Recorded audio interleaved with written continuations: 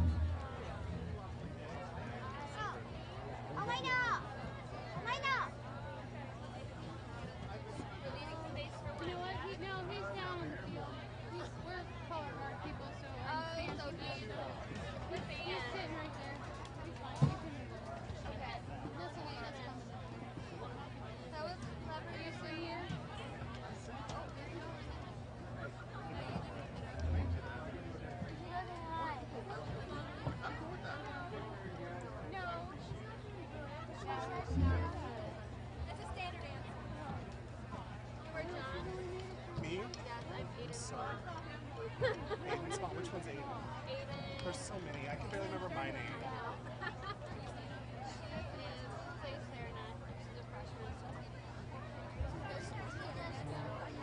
Oh. Curly hair, right?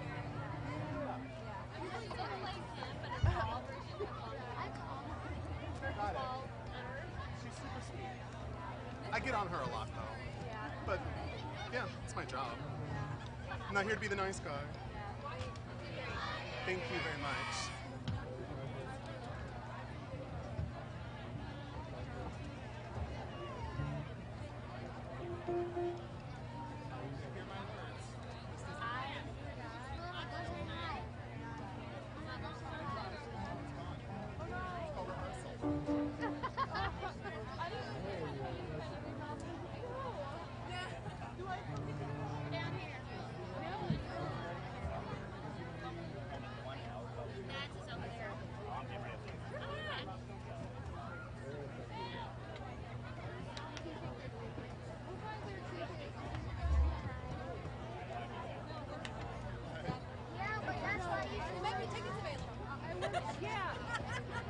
Ladies and gentlemen, let's welcome to the field the best band in all the land, your Francis Howell Night Pride Marching Band.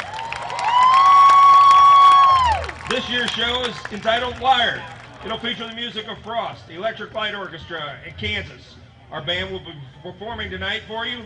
Drum majors Sam Weaver and Grace Sekadek. Is your band ready?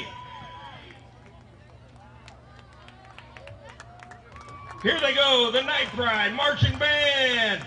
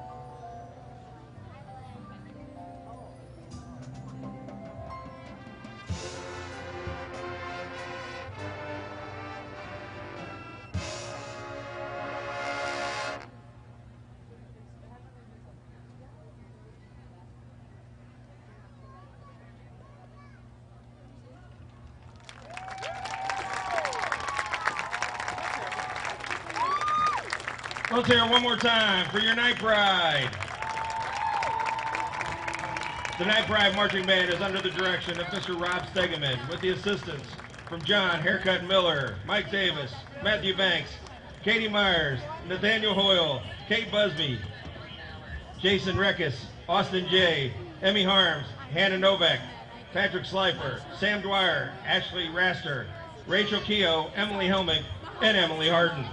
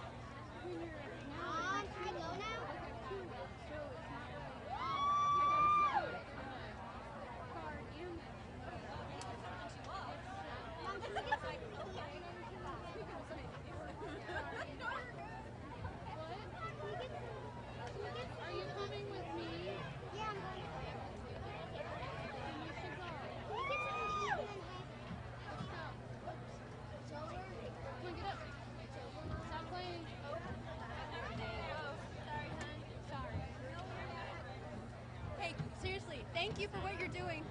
Thank you.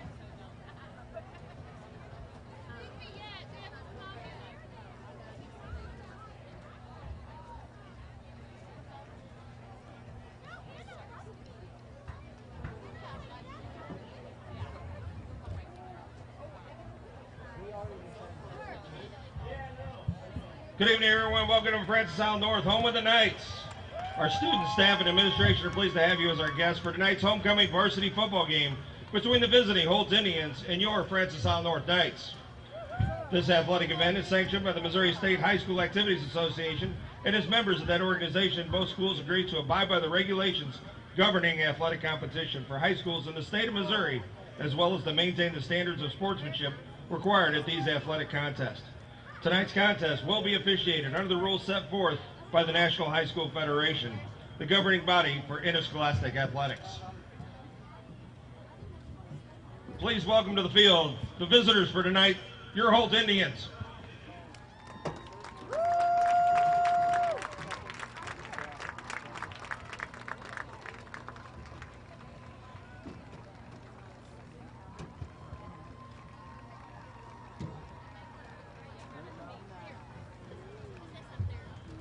Now put your hands together for your Francis Isle North Knights.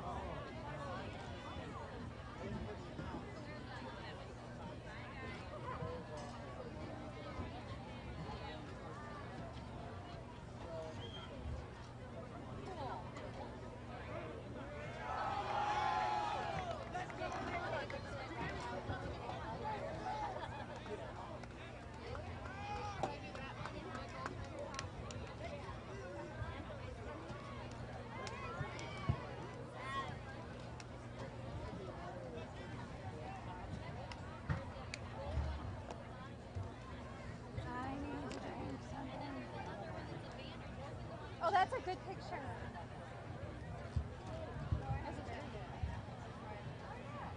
Would you please rise as we honor our nation with the singing of our national anthem by our very own Night Sound.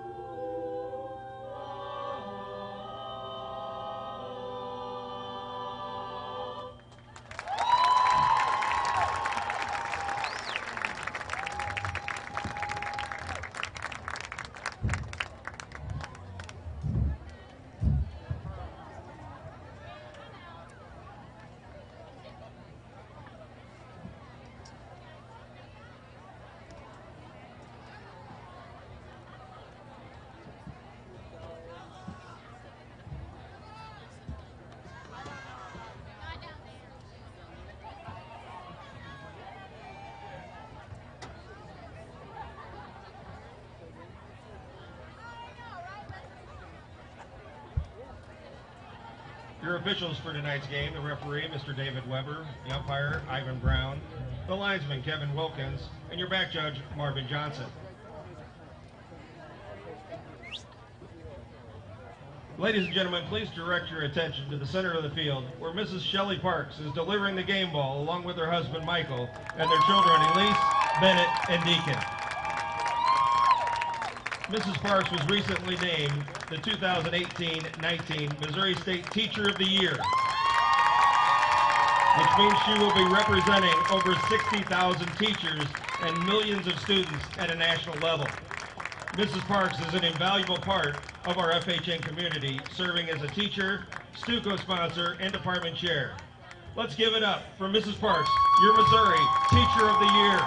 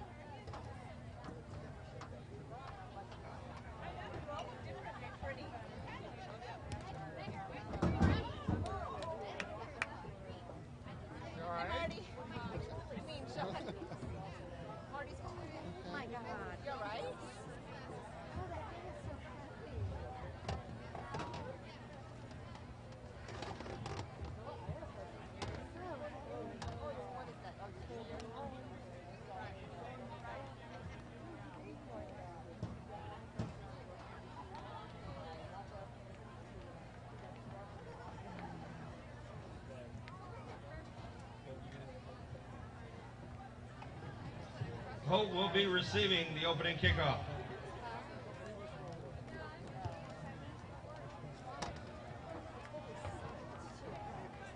These are like so close. Oh, I know, I'm a mess.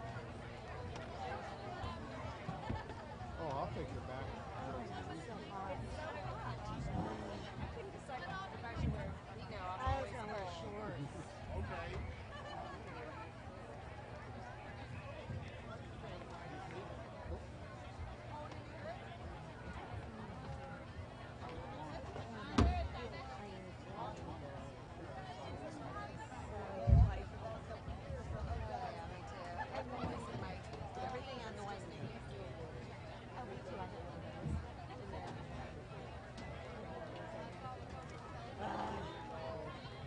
So Rick's just now getting in.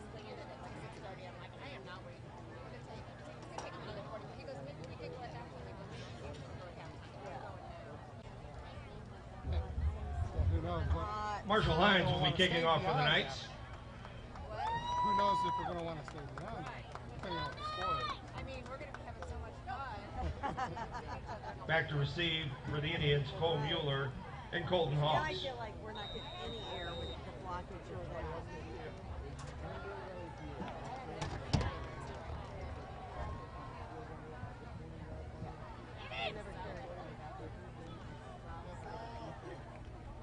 I don't know if I'd leave your phone. Colton Hawks on the return out to the Holt 36.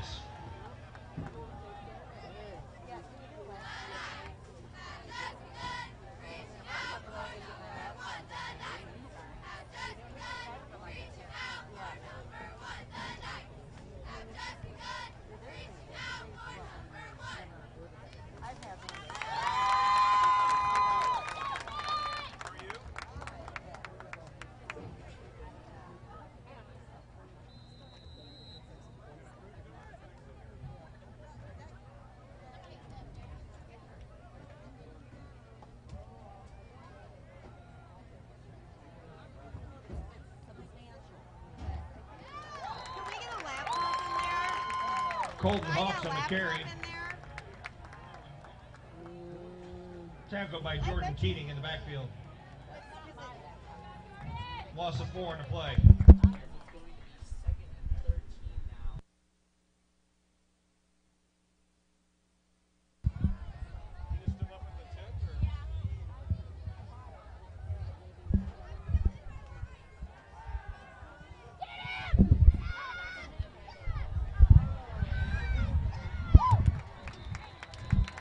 Brown's pass complete to Jackson Smith.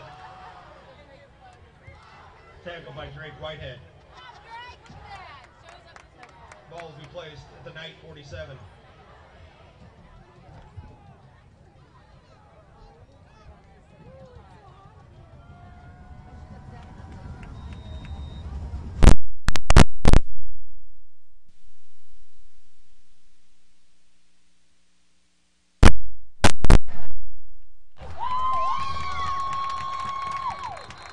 Cole Mueller on the carry.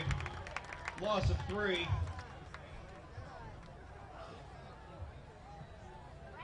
Adele Montessar on the tackle.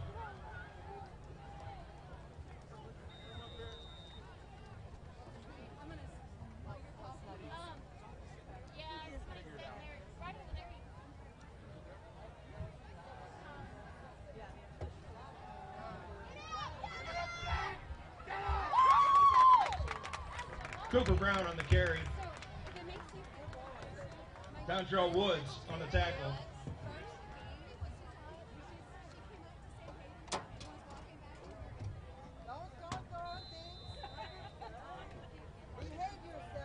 Third and 6 for the Indians.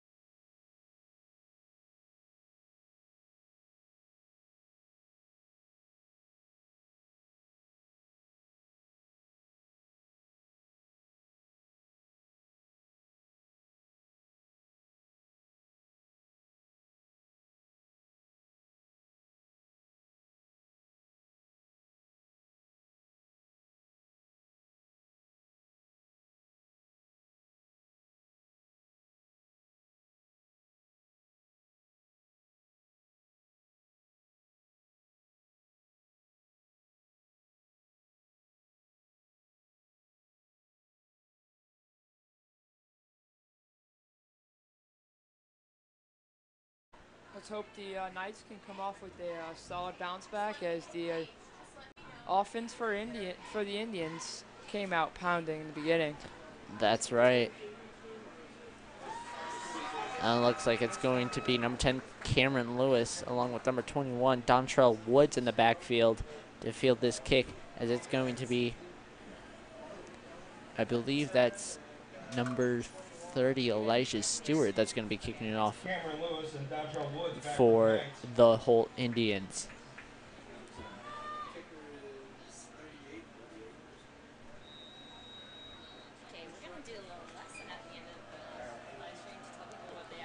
And here it goes.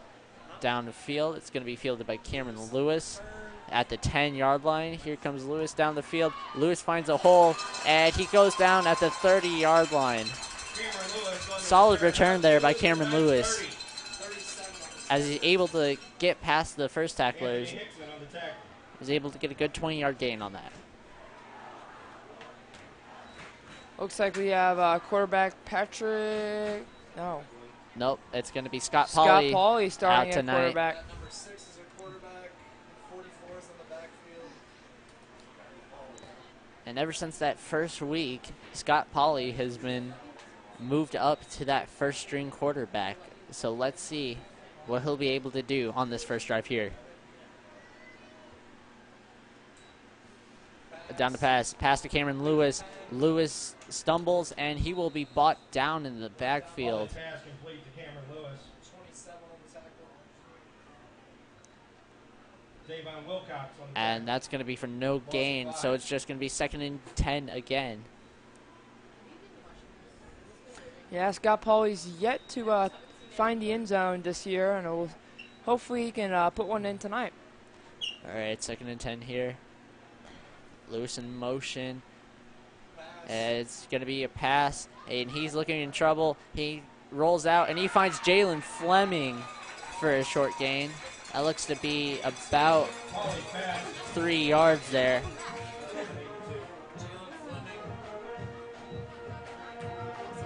Great play there by Scott Pauley just to get rid of the ball right there, as found some trouble there back in the behind the line of scrimmage, but was able to find a target to get some yards on the play. All right, 3rd and 6 here.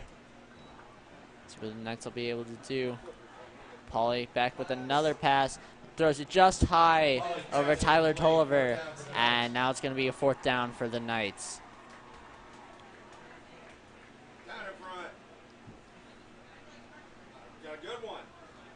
I can see my truck from here. And just like that, the Knights go 3 and out. That's not the start you're looking for on your homecoming night, is it? Oh, yeah, especially when you got a solid offense in Holt. They come out strong, and unfortunate to answer, but hopefully the defense can get a stop and get things going here. All right. And it looks like it's going to be Jackson Smith to be receiving it for the Indians, as Scott Pauly is now going to be kicking it. And that's going to go down, and it's going to go out of bounds at the 31-yard line. And Pauly's punt out at the Indians' 32-yard line. And the Indians are going to be back at it again. Just a minute and a half after Cole Mueller was able to find the back of the end zone. Let's see if the Knights will be able to stop the running game this time. Once again, Holt with a solid field advantage right here as they're right at the 32-yard line, and we'll see if they can use that to their advantage here.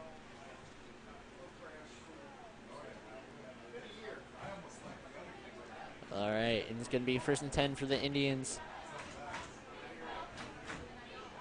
And number 5 is going to go into motion, and he's going to hand it off. That's Matt Bennett.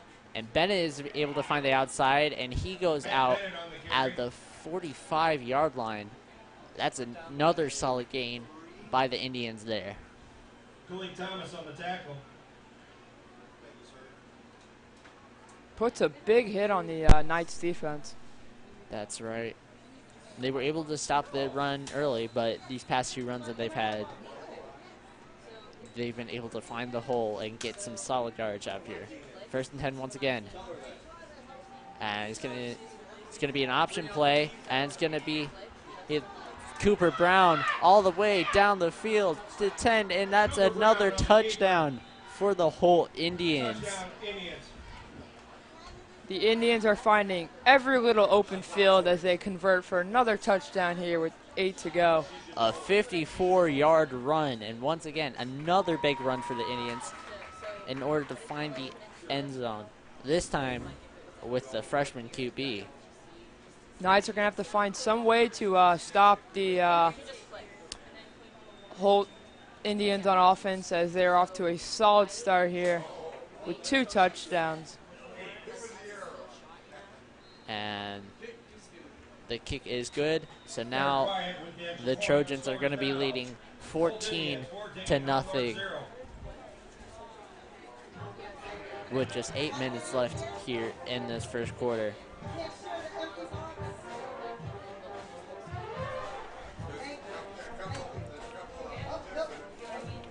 I'm gonna mess it up sometimes.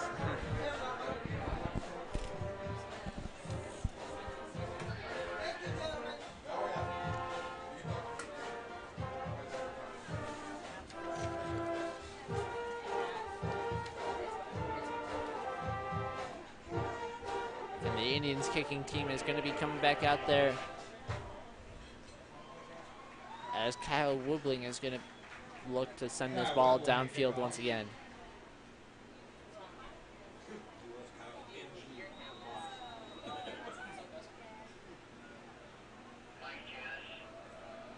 And here comes the kick down the field, and that's going to be at the 10-yard line once again.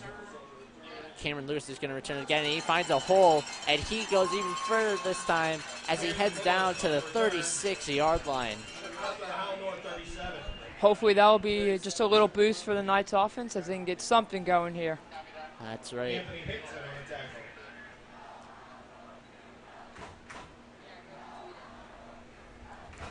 And here we go, ball on the 37-yard line.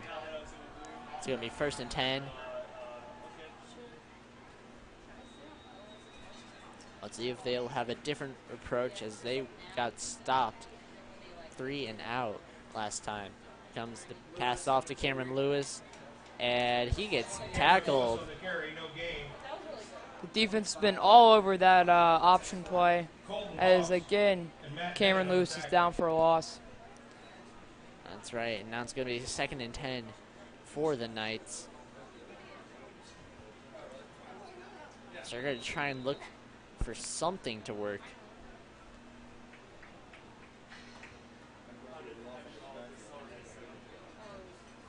Here comes Pauly's going to be coming with the pass. Quick pass to Tyler Tolliver. And he gets tackled in the back, and that's going to be for a 3-yard gain. Gain of 3. And it looks to be a 3rd and 6. Curious to see if the Knights offense goes down the field, as most of their plays have been short, causing no problem for the Holt Indians. That's right. They've been able to stop the short plays, but it'll be interesting to see if they go downfield at any point. Snap 3rd and 7.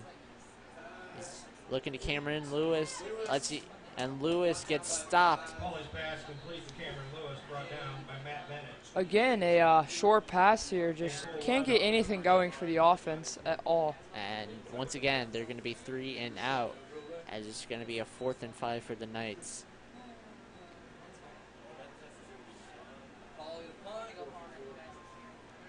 Fourth and 4 for the Knights.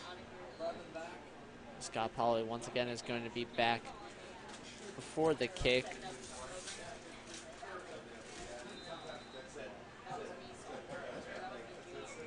Pauly back to punt.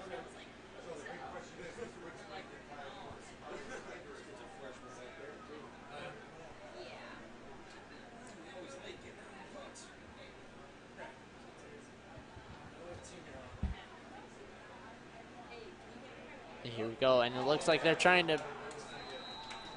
a trick play there, but Pauly gets brought down into the backfield, and now the Indians are in perfect position there at the 30-yard line.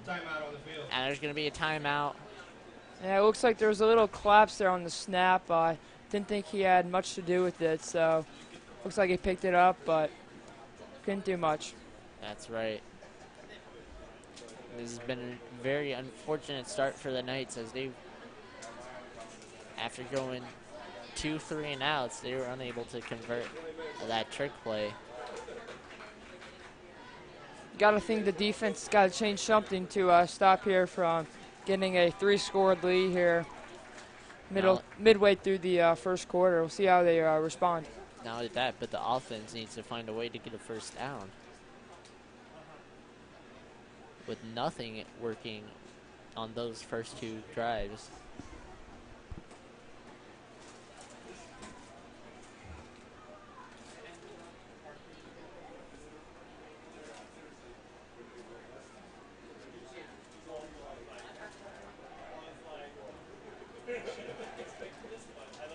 Here we go. It's going to be a 1st and 10 for the Knights.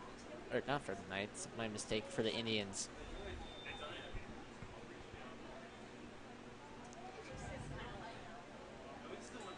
Here we go. It looks like it's going to be another option play over to Cole Mueller. And Mueller's just running around in the backfield, and he finally gets stopped at the 39-yard line. As that's going to be a big loss there. Loss of 9 yards on that. It's going to be a 2nd and 19. That's exactly what you want from the Knights defense after giving up good field advantage. Push them back into, I would want to say, out of field goal range. That's right, and it looks like it's going to be a timeout. Timeout, Hal North. It's going to be for the Knights, their first one of the half.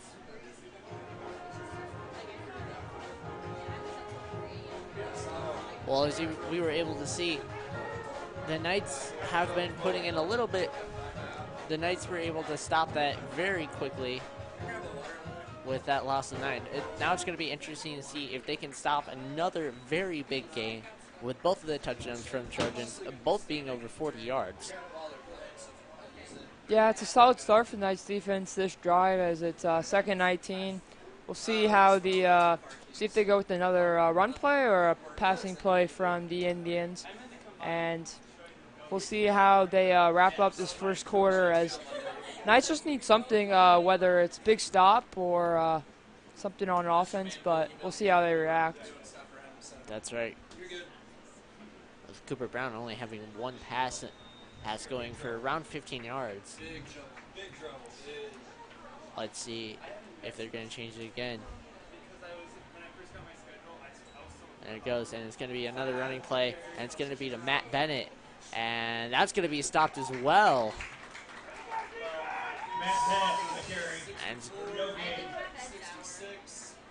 And that's going to be no gain, as it's going to be a 3rd and 19. And now for the Indians. Let's see if they try and do something different here. Here you go, 3rd and 19. Brown with it, and it's another option play to Mueller, and Mueller trying to find space downfield. He does, and he's going to be out of bounds. And once again, another big run by the senior. Yeah, that pitch play on the left side's been killer for the defensive stop, and they go right back to it as they get a gain for 20 for a first down. That's right. That's going to be a 1st and 10 on the Knights' 17-yard line. Looked like a potential face mask there, but no call from the ref. That's right.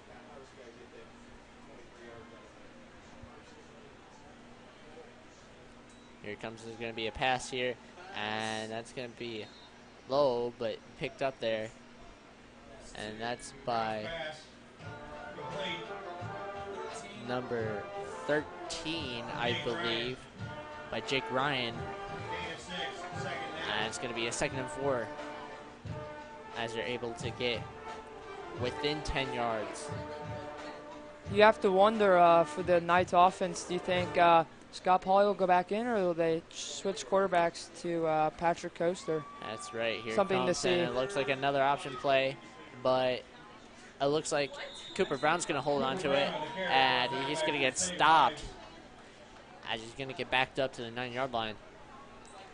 And it's going to be a 3rd and 2. And like you mentioned, Cole, there was a possibility that Patrick Coaster might be coming in. He was recently warming up on the sidelines. And that's going to be a handoff to Cole Mueller. And did he reach the end zone? No, he did not. It's going to be at the 2-yard line. So now it's going to be a 1st and goal for the Indians, and they're going to quickly get back up.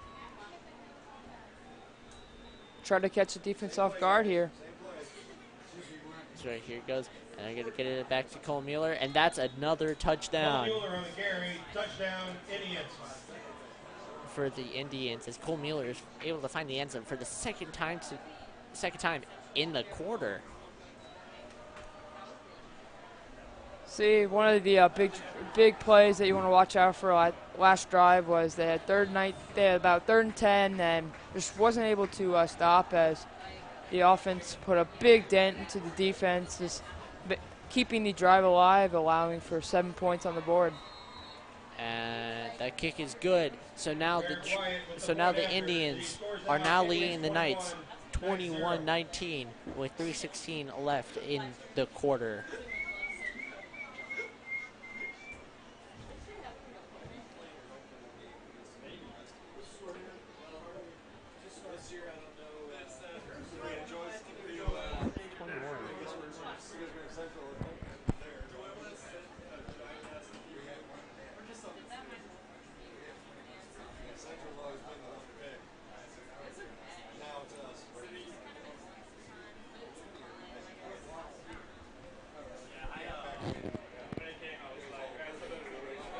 I thought I said nothing. Oh well.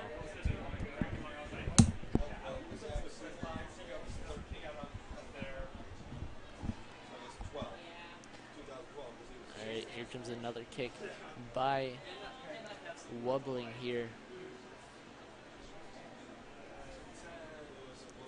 And it looks like once again it's going to be Dontrell Woods and Cameron Lewis in the backfield. Kicks it down, and it looks like Woods is going to get it. He muffs it. Let's see if he can find some room. And he gets down at the 25-yard line. 7th Miller on the carry. Brought down by Anthony Dixon.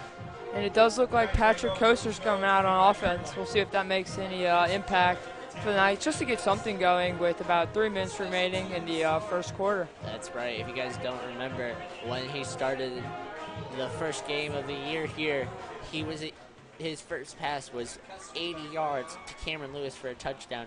That very next drive, a 14-yard pass to Jalen Fleming for another touchdown. So right now, he has 2 touchdowns and just 1 interception from his 1 game that he has played here. So let's see if this does make a difference. Coaster's looking down the field. He's looking for 7th Miller.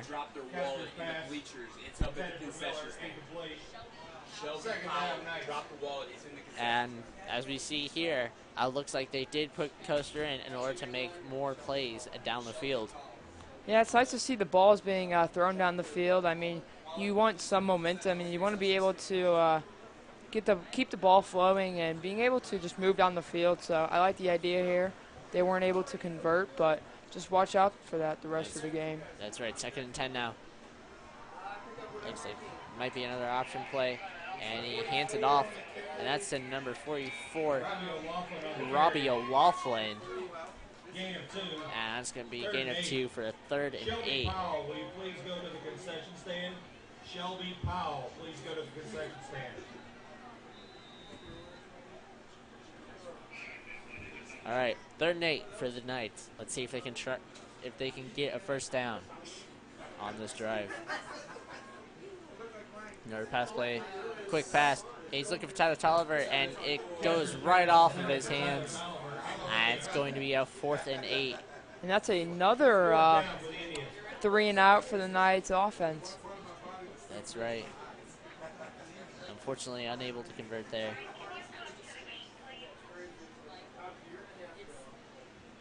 If the Knights want to stay in this game, you just got to think defense just has to make one stop. Even if they keep them to a field goal, just keep this game relatively close. That's right. Scott Polly isn't even out to kick. It's now Austin Patterson is going to be the punter for the Knights. Austin Patterson is up for the Knights. And then Jackson Smith is going to be in the backfield to try and field the punt. Here comes Austin Patterson. He kicks it down the field, and they're going to down it at the Indians' 45-yard line with 2:21 left in this quarter.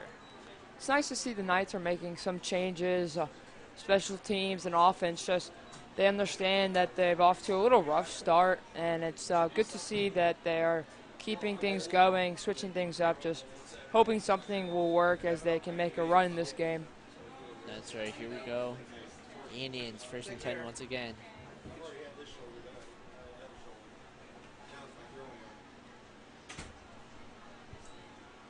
Here we go. The freshman is going to be passing it down the field.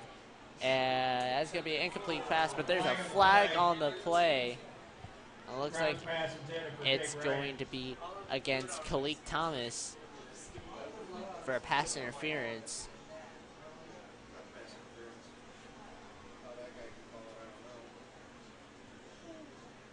The Indians again taking a shot downfield. And it's going to be a holding on the Knights instead, as they're going to move the ball.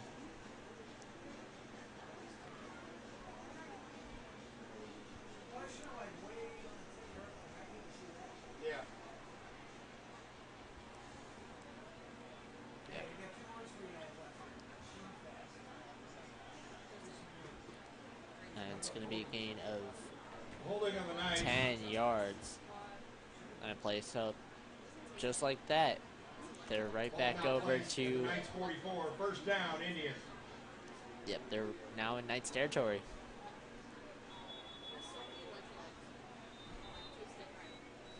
And now there's going to be a timeout. And it looks like there's some confusion within the officials. Correction, Knights 46-yard line. And now it's going to be on the Knights 46-yard line, so still within there. The Indians got a little over 2 minutes to make something happen here. Comes 1st and 10 here, and they're going to hand it off to Jackson Smith. And Smith is able to find a hole down the sideline as he's going down there to the 10-yard line, and that's going to be another touchdown for the Indians. It's 27 to nothing now for the Indians, as they just keep killing them with that run. Again, the speed of the Indians' running backs are just really getting to the Knights defense as they convert, as they are 4 for 4 for touchdowns when the offense gets the ball.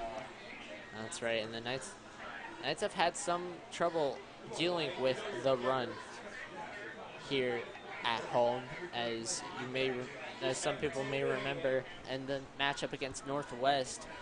Number 21, Tanner Campbell, was able to get 4 touchdowns against the Knights during their opening night, as the field goal is good and is now going to be 28 to nothing for the Indians.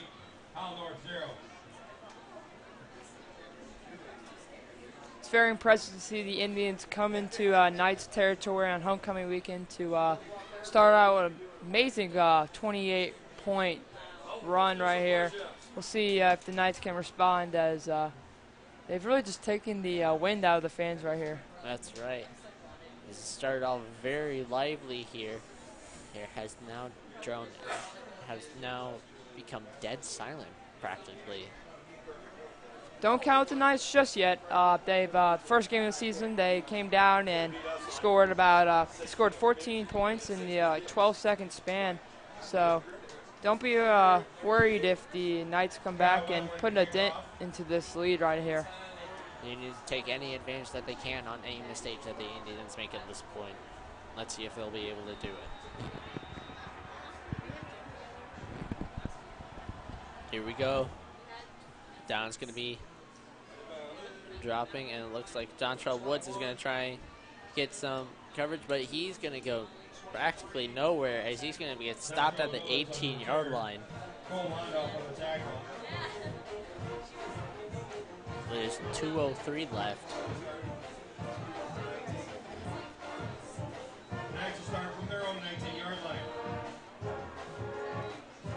Let's see, as Patrick Coaster is going to once again go down.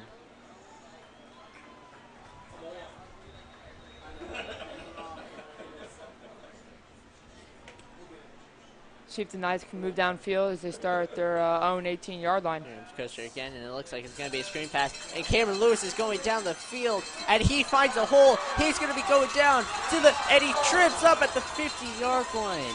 That was a stop there by Matt Bennett, as he was diving to try and stop him there. And that's going to be a first down for the Knights. And that'll be good for a Howell North. And that's exactly what you like to see, as the Knights want on the 2-minute drill here, as they look to put points on the board before the first quarter. That's right. That was a gain of 33 on that play.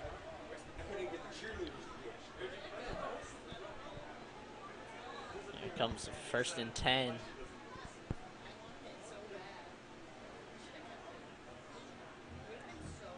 Coaster's going to get it. He rolls out, and he's going to try and get it. And that's going to be a catch by Logan Minter. And that's going to be a gain of 2. So now it's going to be 2nd and 8.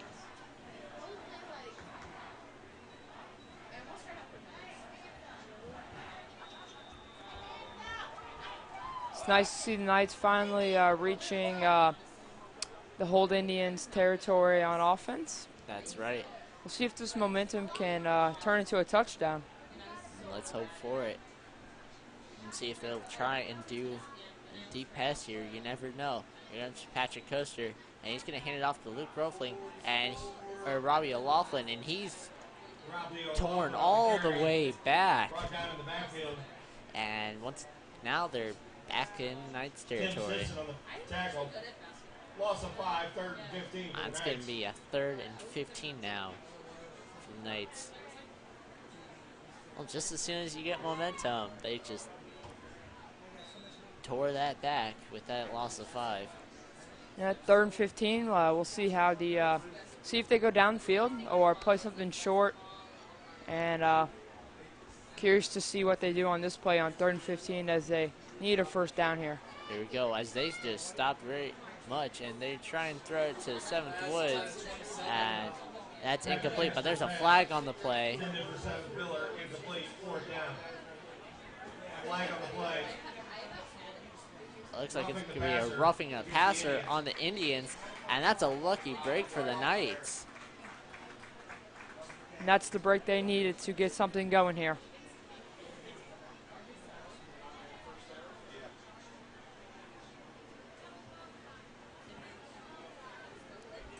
That's going to get moved up to the 40-yard line. Roughing the passer against the Indians. That moves the ball to the Indian 41.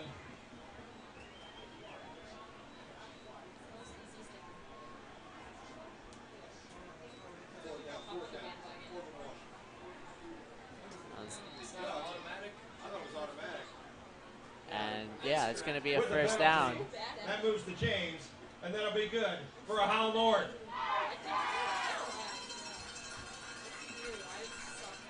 Back-to-back first downs for the Knights after being unable to get one for basically the whole first quarter. Now only 43 seconds left.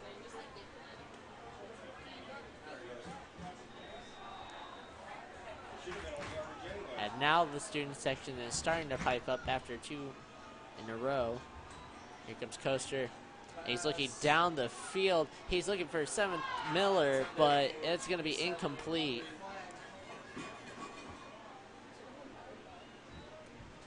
Right idea for Coaster, just couldn't capitalize. Intended for 7th Miller, incomplete.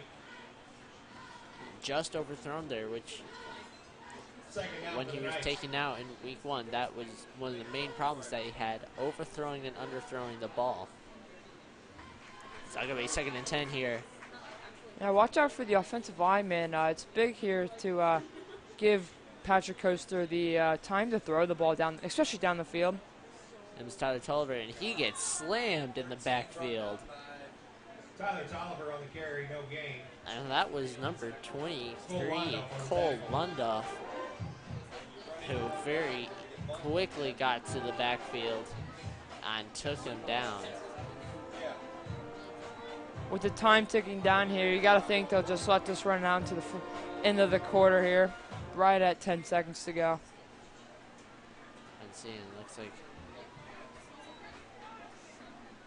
they might try and get it off, and no, they will not, as that's going to be the end of the first quarter, as the Indians take a demanding lead after 1 quarter, 28-0 here on this homecoming night. After this first quarter, Cole, what do you think that the Knights really need to do in order to get some points on the board? Not only that, stop the Indians from finding the end zone. Well, I think on the offensive side, they've been taking shots down the field, which is ideal. They just got to be able to convert. Offensive linemen, they just need to give time for Patrick to throw the ball down the field, and in the end, you just have to convert on big plays like that. As we see, there'll be 3rd and 12 coming up, but just watch out for Cameron Lewis, as hopefully he gets to start getting some momentum here, as the offense just needs to put some points on the board. That's right. A bunch of the big plays that Lewis has made this year has been under her Patrick Coaster, as said previously, he got his 80-yard touchdown against Northwest in week 1 off of a pass from Patrick Coaster. So let's see what they'll be able to do here. 3rd and 12.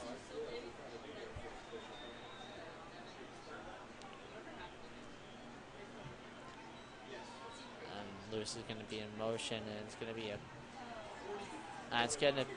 no, it's not. It's going to be a trick play, and that's going to be a touchdown for the Knights. Dontrell Woods finding the end zone. a 43-yard run. That even fooled me, Cole. Yeah, it's exactly what you need here to strike on the offense side for the Knights. And great play call by the offense as Dontrell Woods takes it all the way to the end zone. That'll get the crowd going on their feet. That truly did fool me. I thought Robbie O'Laughlin had it the whole way. Well, then all of a sudden I saw Dontrell Woods, the freshman, gain down there. Marshall Hines with the kick. That's going to be good, but there's a flag on the play. Let's see what this is going to be on. It's going to be a false start by the Knights as they're going to get moved back 5 yards. And Hines is going to have to take this kick again.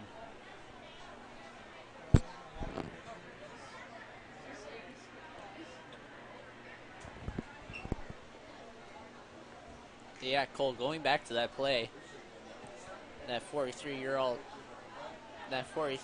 touchdown, that really fooled me. Yeah, it was a good option. I mean, when you're down, beginning of a new quarter here, as they just couldn't get anything going. I like the trickery, as the extra point is good by Marshall Hines. Like I was saying, it's good to get the momentum going for the Knights as they are able to put some points on the board. The nice trick play fooling the defense. And we'll see if this translates on defense, as hopefully the Knights are looking for their first stop on defense. That's right, and Woods was able to get over 100 yards on the season with that run. So the freshman is proving himself to be a very key aspect for this team, as he's also the first Knight to get multiple touchdowns this year.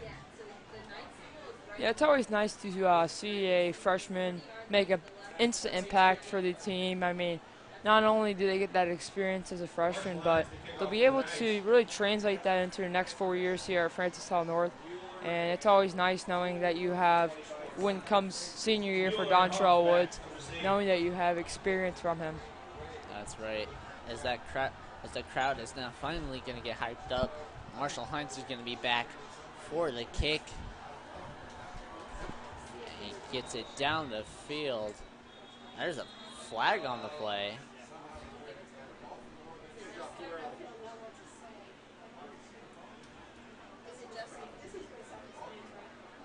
Is that going to be a false start? Oh no, they just didn't whistle him. Yep. I lied. It's going to be a false start. One of the people on the line got started too quickly.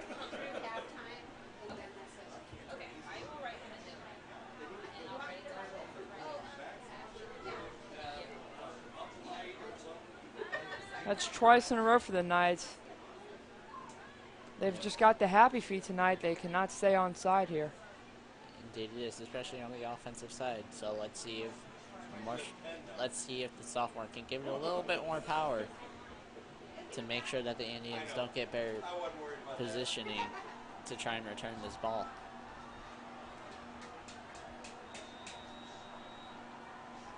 And here we go. And he squibs it.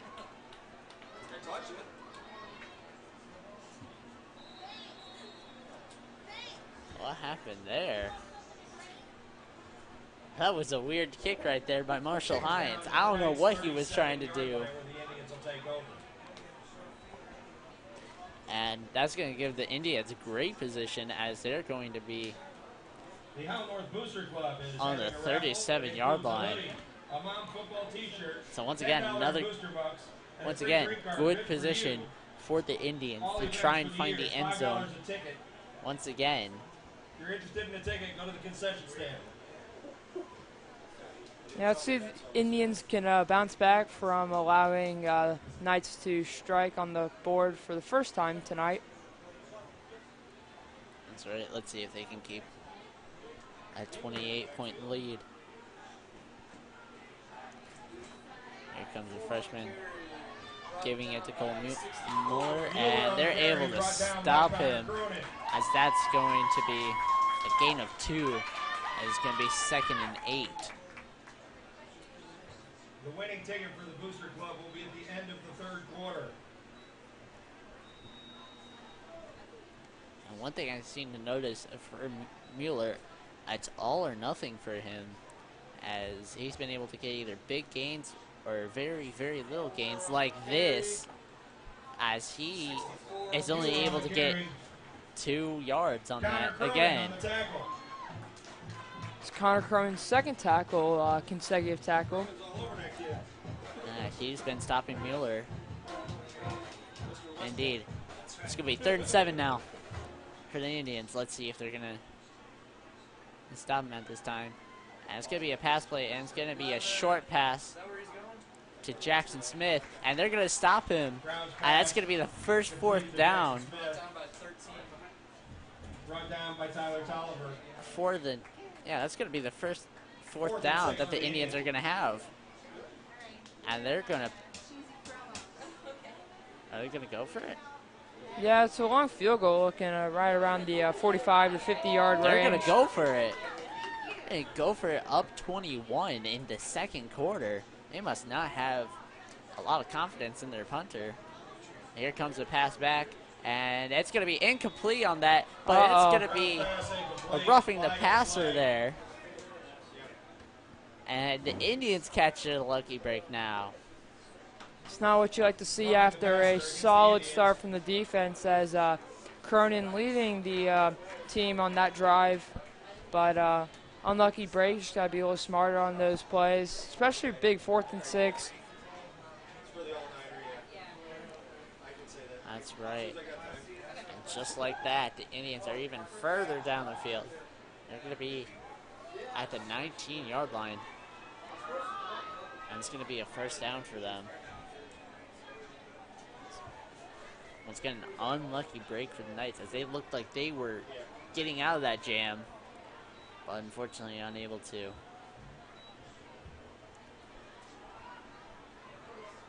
Empty backfield once again. 1st and 10.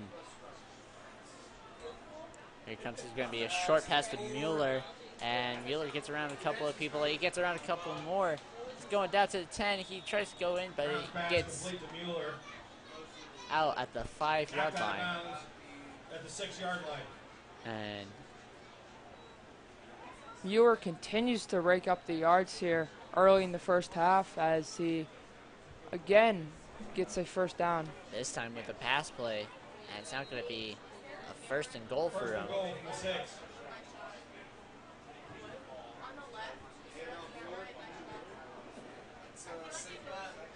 Once again, an empty backfield. See, they're going to try and get...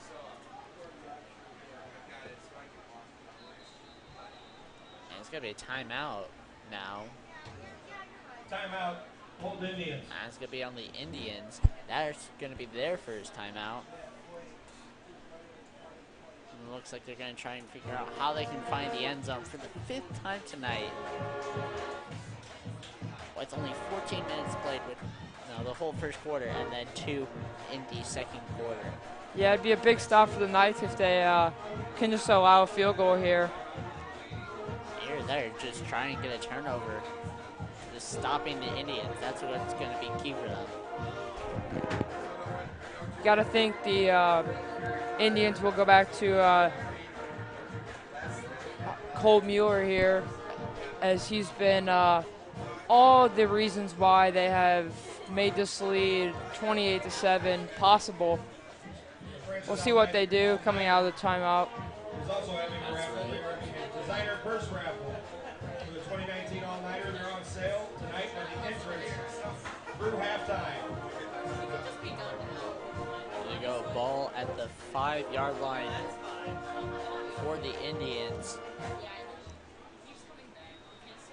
Let's see if they can get it into the end zone.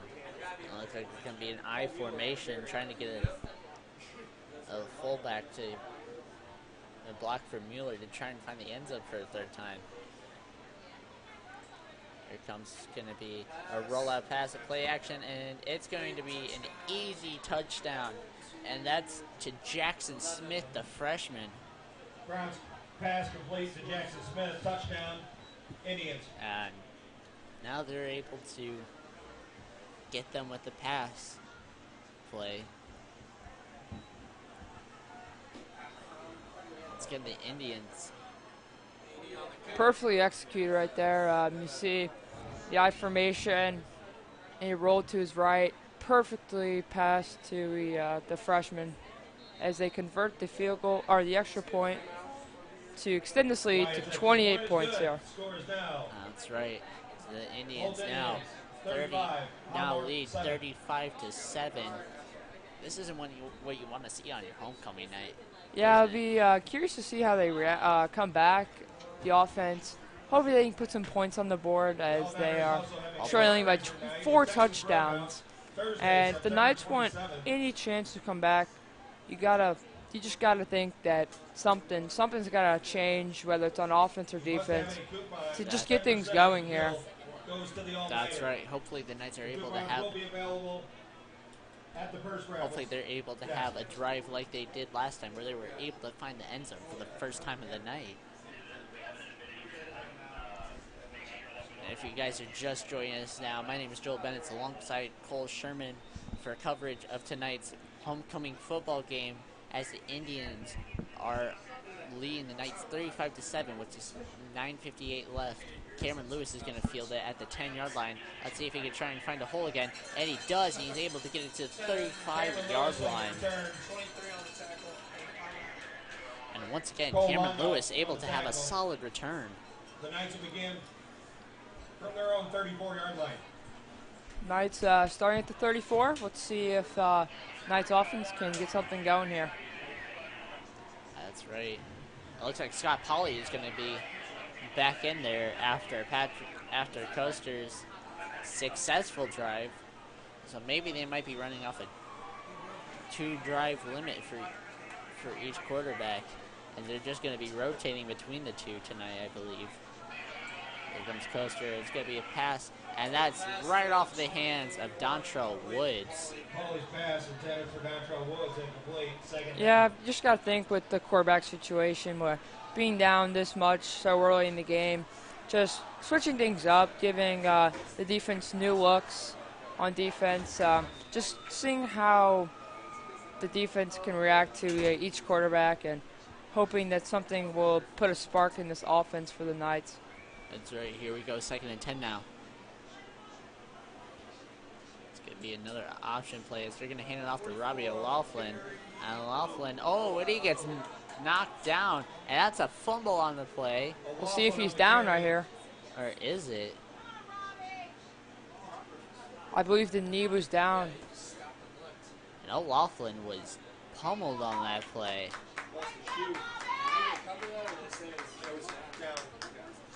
And they are going to say he's down. That's going to be... Oh, no. O'Laughlin has tried to walk under his own power, but unfortunately, he's going to try again. Yeah, O'Laughlin was pummeled on that play. As he even lost his shoe on that. Shows the physical capability from these Holt Indians, as they only have one intention tonight, and that's to spoil the hopes of the Knights on homecoming weekend. That's right. It looks like it's going to be, to take his place, it's going to be Braxton Adams. 3rd down, 6 yards to go for the Indians. It's going to be a 3rd and 6 for the Knights.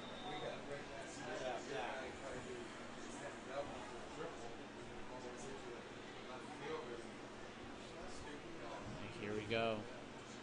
It's going to be a blitz, and that's a pass to Cameron Lewis, and he's going to be taken down in the backfield. That's going to be a loss of yards there. Cameron Lewis. And it's going to be a 4th and 9 now. Scotty Polly.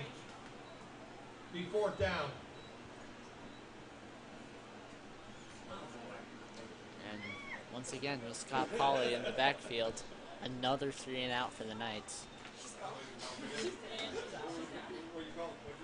Yeah, once again, the Indians have another shot to put some points on the board here as we're still in the first half.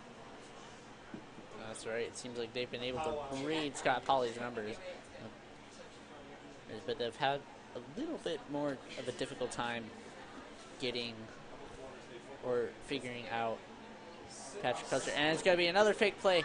He's going to run it down the field, and that's only going to be a gain of 3 on there as they try another fake play. And once again, they are unsuccessful. Indians take over. And now the Indians are going to take over at the 39-yard line in Knights territory. Yeah, you definitely can see where the Knights coaches are coming from. I mean, you just need something to get the team going, and I have no problem with that play. I think it was a good option, just couldn't convert. Defense, they're on their toes and they're sharp enough. They can definitely put a stop into the drive of Holt, potentially even allowing 0 points on the board this drive. That's right. Let's see if they'll be able to stop them this time. It'll be a 1st and 10 here. And it's going to be Cole Mueller on that. And he's going to find the outside quarter, and he's going to get around, and he's going to get knocked out of bounds at the 15-yard line. And that's going to be a gain of 24 yards. 17-yard line. And once again, Cole Mueller able to find the outside and get a huge gain there. Here comes Cole Mueller again, and they're going to get it down, and he's going to get down to the 8-yard line.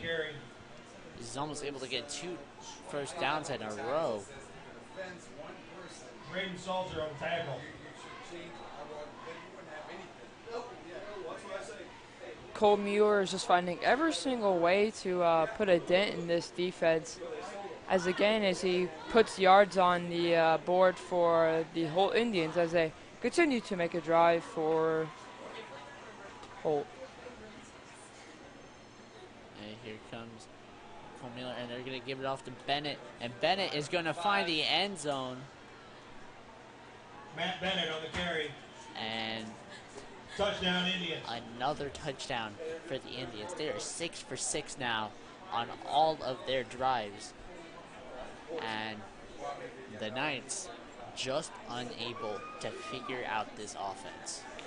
Yeah, I think it's all been led by Cole Mueller as he just shows why he's been so good. I mean, came into this game with 9 touchdowns, and he just keeps that number constantly going up as he is just putting together just a great game tonight overall. Indeed it is, and with that extra point, it's going to be 42-7 now with the Indians with the big lead. Score is now Holt Indians 42. That's not even the end of the first half. Yeah, we'll see how the Knights respond, whether they put some of their players who normally don't get minutes, they put them into the game.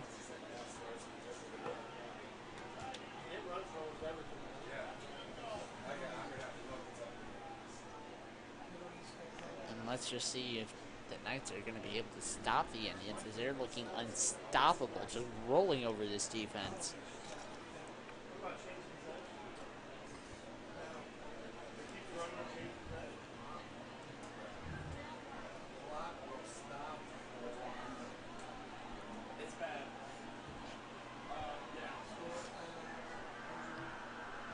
Kyle Webley to kick off for the Indians. And here comes Kyle Webley. He's going to be kicking it again. Knights fans still showing their school spirit here as they are down 35 points here, but and that ball's going to roll out. And flag on the play as the ball goes out of bounds. And there's going to be a flag on the play. And that'll give the Knights some good field advantage. That's right. This is going to be down at the 35-yard line, I believe. Scott Holly once again is going to be out there for the Knights. Knights will start from their own 35-yard line. Yeah, Scott Pauley's out here for the Knights offense, playing quarterback. He's still yet to find a touchdown this season, but we all know he's very capable of doing it, and we'll see if he can punch one in here before the half ends. Indeed, let's see if he can try and get something working, as in his first few drives, he's been unable to get a first down. So let's see if he'll be able to do that.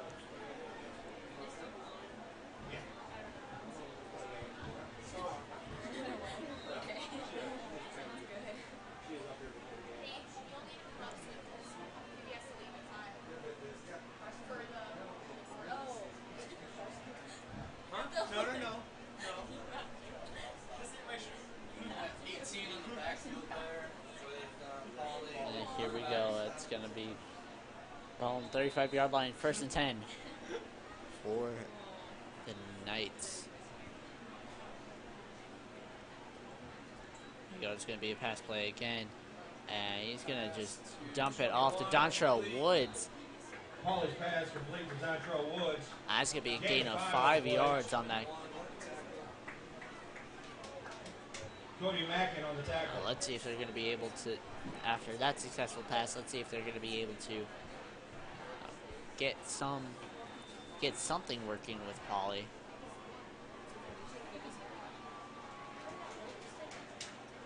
And sophomore Scott Pauley coming in at running back. Sorry, Scott. Oh, wait. Here it comes.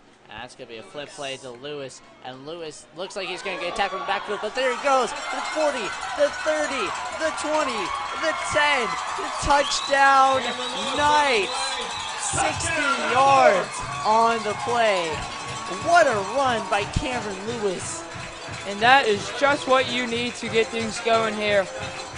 Exactly. It looked like he was going to get down in the backfield for a loss of yards, but he was able to find the hole and get all the way up into the end zone. That was a very nice run there by Cameron Lewis. Oh, that's also gonna be his second touchdown of the year, and he's also gonna get over 100 yards, joining his teammate Dontrell Woods with that. Marshall Hines is gonna be up for the extra point. And there we have it, Scott Pauley's first touchdown pass of the year. And that's going to be good. And now it is going to be a 42-14 lead for the Indians. Well, hopefully that gives the Knights a little bit of more hope and making a big comeback. Now the offense has been able to show that they can and do something against the Indians. Let's see if the defense will be able to do something now as well. Yeah, it's just nice to put points on the board here. Just being able to get the crowd back into this game, and we'll see if the defense can come up with a stop to give the ball right over to the offense to see what they can do with it. Indeed, here is Marshall Hines to kick it off once again. Here comes, he squibs it a bit. That's gonna be picked up by number 27. That is Davion Wilcox, able to get good field position for them, and it's gonna be on the 43-yard line. On the tackle. And once again, good position for the Indians. Yeah, a little bit of a squid kick there. Not much distance on that one. Probably trying to catch catch the Indians off guard there. Yeah, we'll see if the defense can put a stop to this super hot Indians offense right now. That's right. They've been able to find the end zone in each of their possessions. All 6 of them have ended in a touchdown for them. And it's 1st and 10. And it looks like he's going to go down the field. And that's going to be incomplete. He was trying to find Jackson Smith for his second touchdown of the night. Brown's passing. Yeah, good coverage there by the Knights backfield. For Jackson Smith. And looks like Tyler Tolliver was over him.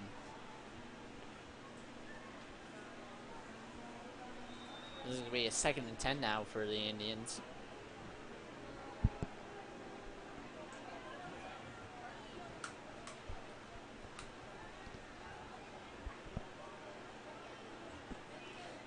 Formation. It looks like it's going to be an option pass, and it's going to be Bennett trying to find the outside, and he'll do it again as he gets taken down at the 25-yard line. And there's going to be multiple flags back, and that's going to be against the Indians. So that run was for nothing. That's the break that the Knights needed here. Indeed.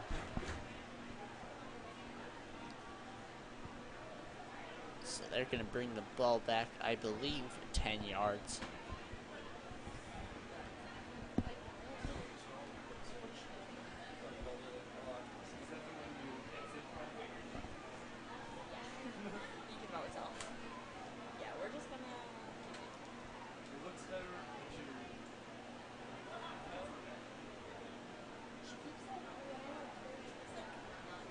Illegal block against the Indians. Nope, it's only going to be Still 5 second yards, down. as it's going to be 2nd and 15 for them, right at the 50-yard line.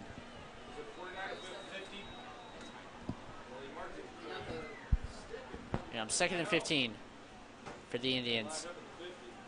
And it's going to be a pass play, and they're going to get it to Smith, as Smith is able to, to get past some blockers, and they're able to get down to the 37-yard line. Willie Thomas on the tackle. That was a good gain there to try and get them back, to try and get that first down, as it looks like it's going to be 3rd and 4 for the a Indians. 3rd and 4 for the Indians.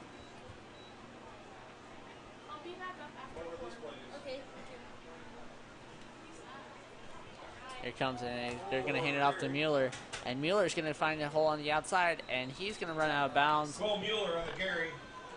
And that's going to be a first down for the Indians. Once again, surging down the field, even Indian first down. even when they're back so many yards, they're still able to get the first down and surge down the field. Yeah, Holt's been able to really capitalize on the big drives, just kind of putting a stomp in the defense for Howell North as they continue to just move down the field. And we'll see if they can put this one in for another touchdown. Let's see, and they're going to give it off to Smith once again, and he's going to get stopped in the backfield. Smith on the carry. That's going to be taken back a yard, and it's going to be a 2nd and 11 for them.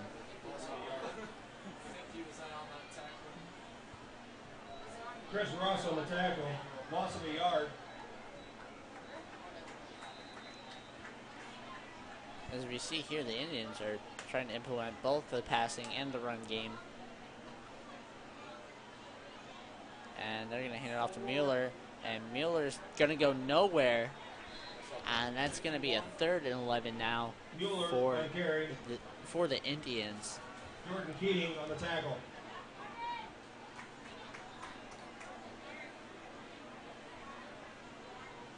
Let's see if they'll try and switch it up here with the pass play. 3rd and 11 for the Indians.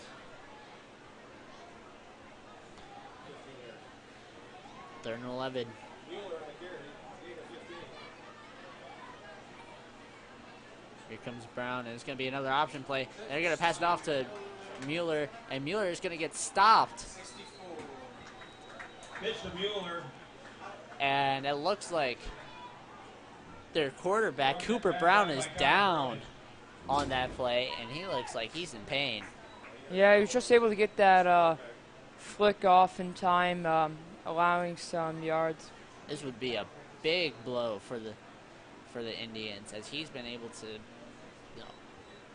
prove his skill both with his feet as well as with his arm.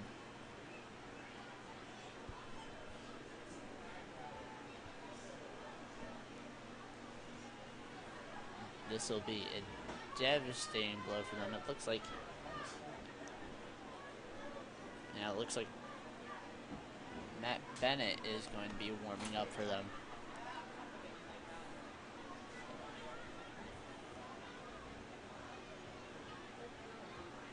Yeah, these are just the plays where you just hope they get up. I mean, it hurts the offense for a Holt, but you just hope to see he's okay.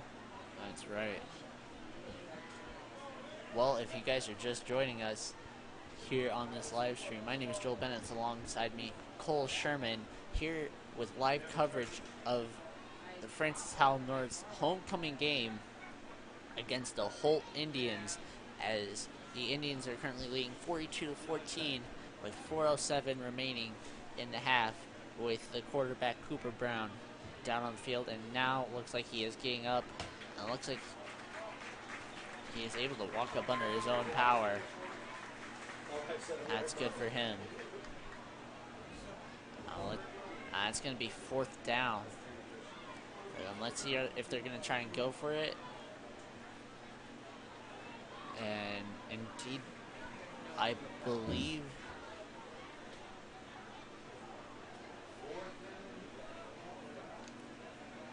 that they will, and it's going to be Matt Bennett in the backfield who's going to be taking the snap as the quarterback.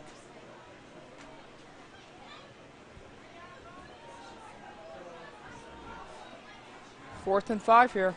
Here you go, 4th and 5. 4th down, 4 yards to go.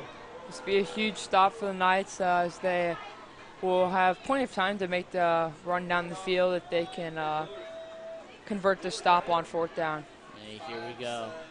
Looks like it's going to be a snap there, Bennett, and Bennett's able to find a hole down the field, and he gets into the end of the end zone as they get another touchdown. Touchdown, Indians. For Bennett. That was a nice quarterback draw there by Bennett, as he was able to come in and find a hole in order to get that touchdown. Yeah, smart play choice there, as you got to think that the Knights were expecting a little short pass play or a run, but QB draw there as he sticks with it and punches in for the 7th touchdown tonight for the Holt Indians. That's right, indeed. And with that extra point, it's now going to be 49-14 in favor of the Indians. Scores now, Indians 49, Howell North 14. It's safe to say it's been a very brutal half for the Knights. When they get into that locker room for halftime, it's going to... I have a feeling that Coach Bevel isn't going to have a lot of nice words for them. Yeah, hopefully the halftime talk turns this Knights team around. You just can't wonder what he'll be saying in the locker room. Can't be happy, that's for sure, but hopefully he'll turn it around, and it's nice to see the crowd still on their feet, having a good time homecoming weekend, as despite the football team's struggles here in the first half. Indeed. As we've seen throughout the year, the Knights have been very much struggling on the defense, but tonight it seems to be very bad for them, unfortunately. Here comes the kick as Dontrell Woods is going to field it. He's going to try and go around the outside to try and find something, and he does. And he's going to stay on his feet, and he keeps chugging as he gets to midfield. Great run by Dontrell Woods here as he gets right at midfield. That's going to be good position. Indians start from the 50-yard line. Yeah, that's going to be good position for the Knights. Knights with 3:30 left here. And Patrick Custer comes in once again. As once again, it's going to be just a 2-minute cycle for both Coaster and Scott Pauley. 1st and 10. Here comes the pass. He's going to roll out, trying to find somebody, but he's just going to take it himself. And he's going to get a 9-yard gain on that. Looks like he could have gotten that first down, but he would have rather played it safe than sorry. Yeah, I was looking down the field. Couldn't find a target. Just smart quarterback right there, taking it for a 9-yard scramble. Felt the pressure coming in from the left and rolled that to his right. 2nd and 1 now. And they're going to give it to O'Laughlin, and O'Laughlin is able to get a good. And that's going to be a first down. That's going to be on the 39-yard line.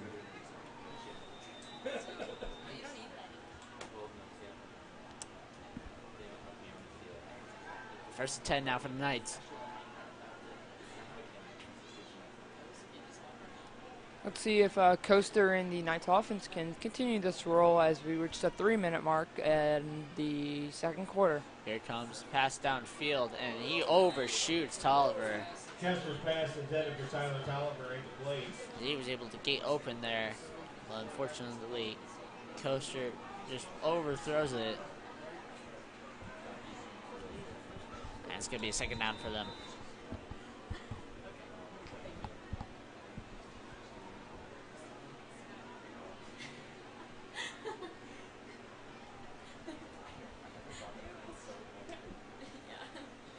Second and 10 now. And Dontrell Woods once again is in motion, and Coaster's going to keep it, and he isn't going to get anything on that. So now it's going to be a 3rd and 10. Clayton Reed on the tackle. After that first run for Coaster, let's see if they'll be able to keep the chain moving. As now they're going to be faced with a 3rd and 10. Yeah, Marshall Hines has a good leg as kicker, but I don't think this is just a little bit out of his range here. Let's see if the Knights offense can convert for a first down here. Okay, here we go. And they're going to hand it off to Dontrell Woods again. And he's not going to get enough for the first down as he's able to move it up to the 32-yard line. And it looks like Woods is down on the play. Timeout, Holt Indians. He's able to get it up on his own power, but he is sort of limping off the field. Their 2nd charge timeout. That's going to be a touchdown or not a touchdown, a timeout for the Knights. And they're only going to have one left for the half.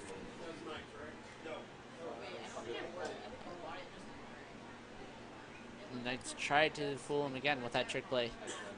They did Dontrell Woods, which was the same one that was able to get them a 43-yard touchdown, the first one of the night, earlier in this quarter. Yeah, it's curious to see if the Knights choose to kick a field goal, but it looks like they will either go for it or looks like they'll be going for it as they're just a little bit out of Hines' field goal range. Indeed they are. So they're going to try and move the ball down the field that way to make sure that they'll at least get some points on the board.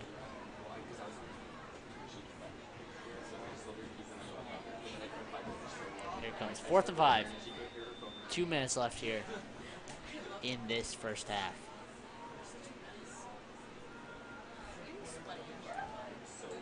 Here's Coaster in the backfield, feeling the pressure, and he's going to get dropped. That was number 88, Colin Weisner, that was able to get the tackle. Indians take over. And, it's From their own 46. and the Indians are going to take it over on the 46-yard line with 1:56 left. Yeah, Indians not only coming out with a huge drop on defense, but giving the offense a pretty good field position as they can make a run with little under 2 minutes remaining.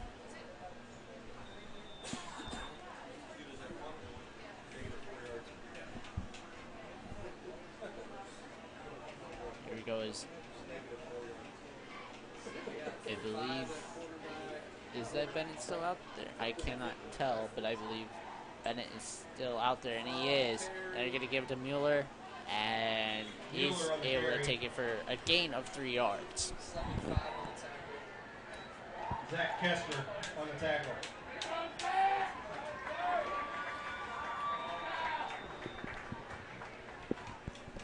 Second and 7 now.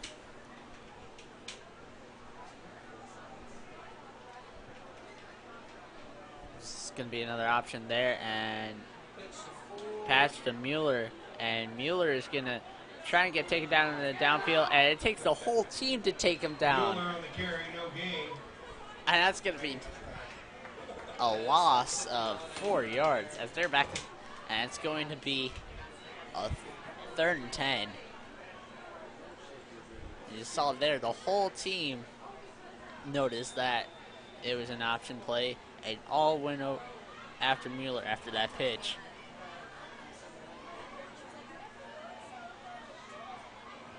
Yeah, it was nice to see the Knights defense to really pick up on that pitch play from the Indians, causing no damage done as we get 3rd down. We're on 3rd and 10, and it looks like Bennett's going to try and find some room, and he's going to be unable to get some, as it's going to be a 4th and 1 on this. As there's going to be just 30 seconds left, and it looks like they're going to try and run out the clock as far as they can so that the Knights can... The Knights are actually going to call a timeout here, try and preserve some time on the clock. Yeah, about 30 seconds to get something going here. It'll be tough with a good punt here, but you never know here as little over 25 seconds left in the first half remaining. Who knows? Anything can happen at this point, as we've seen throughout the season. Knights coming up with a big stop there on defense, allowing no points for the Holt Indians to be allowed in this drive. Indeed, let's see, because let's see that if they're actually going to punt it now. No kicking for the Indians except for kickoffs. Yeah, you got to think here, even with a non-converted 4th down here for the Indians, it'd still be at around the 50-yard line, even though it does look like they will be punting the ball. And they will, and it's going to be Cole Mueller who's going to be punting it, it looks like. They're all going to have 4 people on the line. Let's see what happens here. And that's a weird snap there. And he's going to punt it down the field. That's a good kick there. And Lewis has it. And that's going to be down the 20-yard line. Not good position if they want to try and get the ball all the way down the field in a matter of 20 seconds. But we've seen it happen before here. Yeah, we'll see if they take a shot down the field or if they just take a kneel going to the halftime.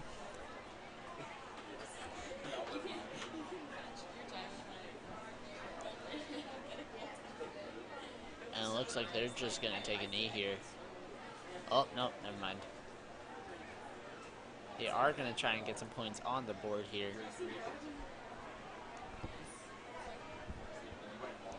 There's Daffy Coaster, and they're just going to hand it off to O'Laughlin. And O'Laughlin is able to get some room down the field. They're going to just be tackled. And it looks like there might have been some roughing up there. That's going to be... That's going to be timeout for Knights, and that's going to be their final timeout of the half. Yeah, as you see, both teams getting a little chippy here as the first half ends. I mean, frustration from the north side as they are trailing by quite many points here going into the halftime. But sometimes these moments you just have to be able to be mentally strong and just accept it and be able to go into the half just knowing what you need to do better in the second half. It sure seems like it. Let's see if they're going to either go all the way down the field for this one, try a Hail Mary, or if they're going to just run this clock out for the final play of the game. Or not the game, the half.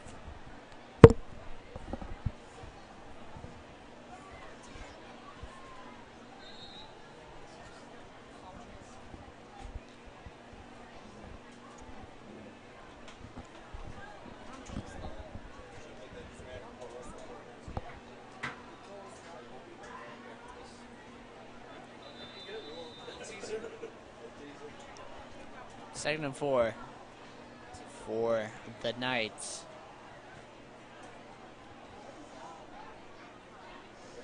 This should be the last play of the half. Indeed, here it comes. And they're going to pass it down the field, and that's going to be intercepted there. Number 13, Jake Ryan. And Ryan's going to try and get down the field, and just like that, they get into the end zone, but it looks like there was a yellow. It looks like there was a penalty on the play. Well, if this holds for the Holt Indians, it will be a huge change of momentum here for both teams. And it's going to be against the Indians, so that is not going to count. And that is how the first half will end. A sigh of relief there for Francis Howell North as they escape another 6 points on the board for Holt Indians. Indeed it is. Well, that is going to Indeed, this is going to be the end. Or is it? Are they going to give them their one final play? And they are going to give them one final play.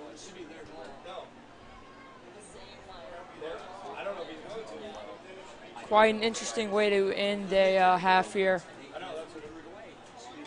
Not used to this. 0 seconds on the clock. This is going to truly be the final play. As at this point, there's no more time to kill. One final play here. After what just happened, you got to think they're just going to take the knee here and go into half with a deficit. One play, time down. Yeah, I don't understand why.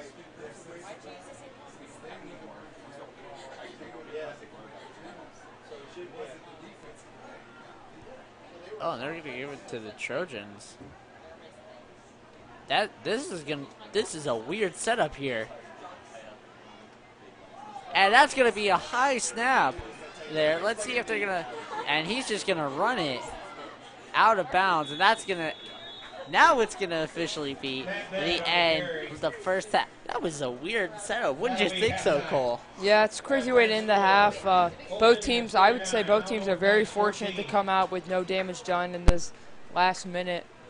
But Knights, they need to change some things if they want to have any shot of coming back. And I mean, Holt's been very strong on offense, as Cole Muir and Jackson Smith have been killing it on the offensive side. But we'll see how things go after the halftime break. Indeed it has, with Mueller getting 2 touchdowns for them, who's been very big for them. Who's been very big for him for this season, averaging over 200 yards a game. It looks like he is very easily going to get that again tonight. As you heard here, it's the end of the first half here. Please enjoy the halftime show, as it's going to be performances by both our JV and varsity cheer, our varsity nightline with our along with our stud line, and also the announcement of our homecoming court and the announcement of the homecoming king and queen. We hope you stay with us for this coverage. Thank you.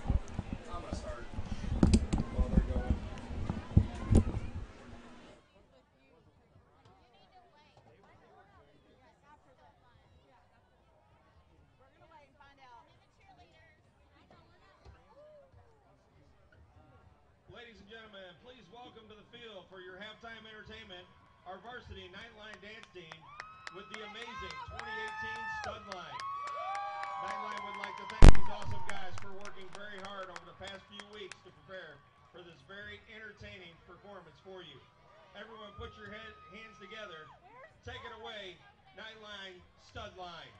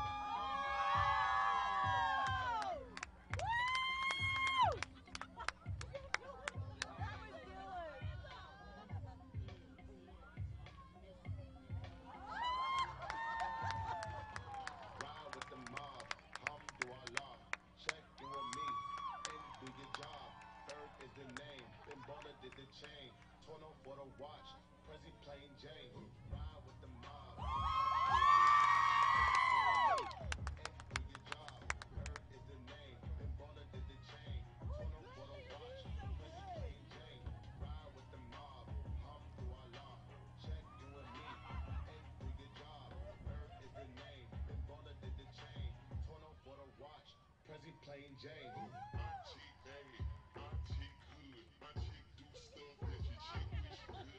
My chick bad, my chick good, my chick do stuff that your chick wish she could. My chick bad, better than dirt. My chick bad, better than dirt. My chick bad, better than dirt.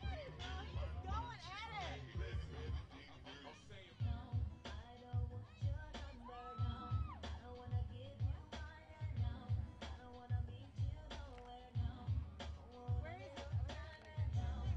got one.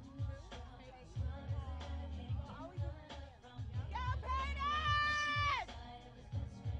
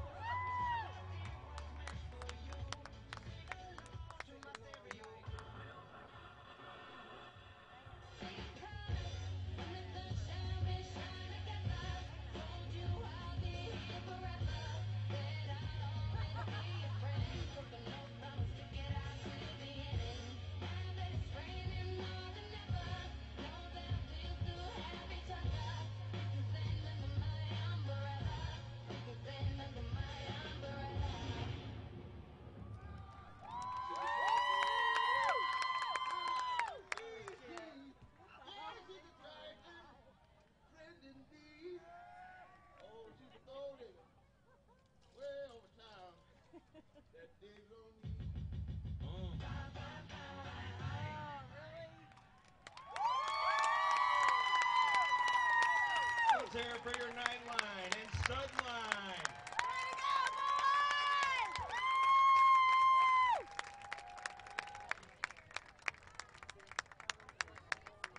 That was fantastic. Now let's welcome to the field your varsity cheer.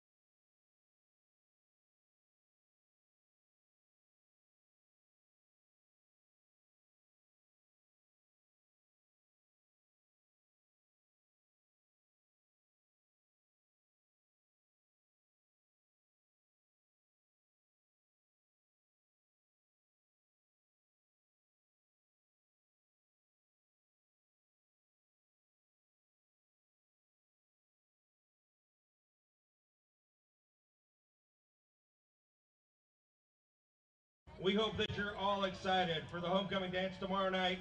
It should be a blast. Thank you for your support, and we hope to make this the best homecoming ever. And now, students and fans in attendance, it's time to introduce your 2018 homecoming court. First, for the freshman class, we have Autumn Blake. Autumn is the daughter of Gina Crone and Don Blake. She enjoys playing volleyball and Fortnite. She has 2 dogs named Zoe and Rex. Autumn plans on going to Penn State and wants to become a psychologist or doctor. Escorting her tonight is Dylan DeFore. Dylan is the son of Elizabeth DeFore and also has a brother named Logan. Dylan is involved in student council and enjoys spending time with his friends and watching Netflix. He aspires to go to UCLA and major in law or science. Secondly, for the freshman class, we have Sophia Statula. Sophia is the daughter of Jim and Jen Statula. Sophia has a brother named Nate and also has 2 cats. Sophia is involved in drama club and French club. Her hobbies include acting, singing, and cooking. Sophia aspires to go to Columbia University and double major in psychology and musical theater. Escorting her is Evan Becker. Evan is the son of Bethany and Blake Becker. He has 4 siblings and 2 dogs named Chaos and Saturday. He's involved in stucco, speech, debate, drama, and Model UN. One of his hobbies is binge watching a show on Netflix. He wants to go to Washington University and become a judge. All right.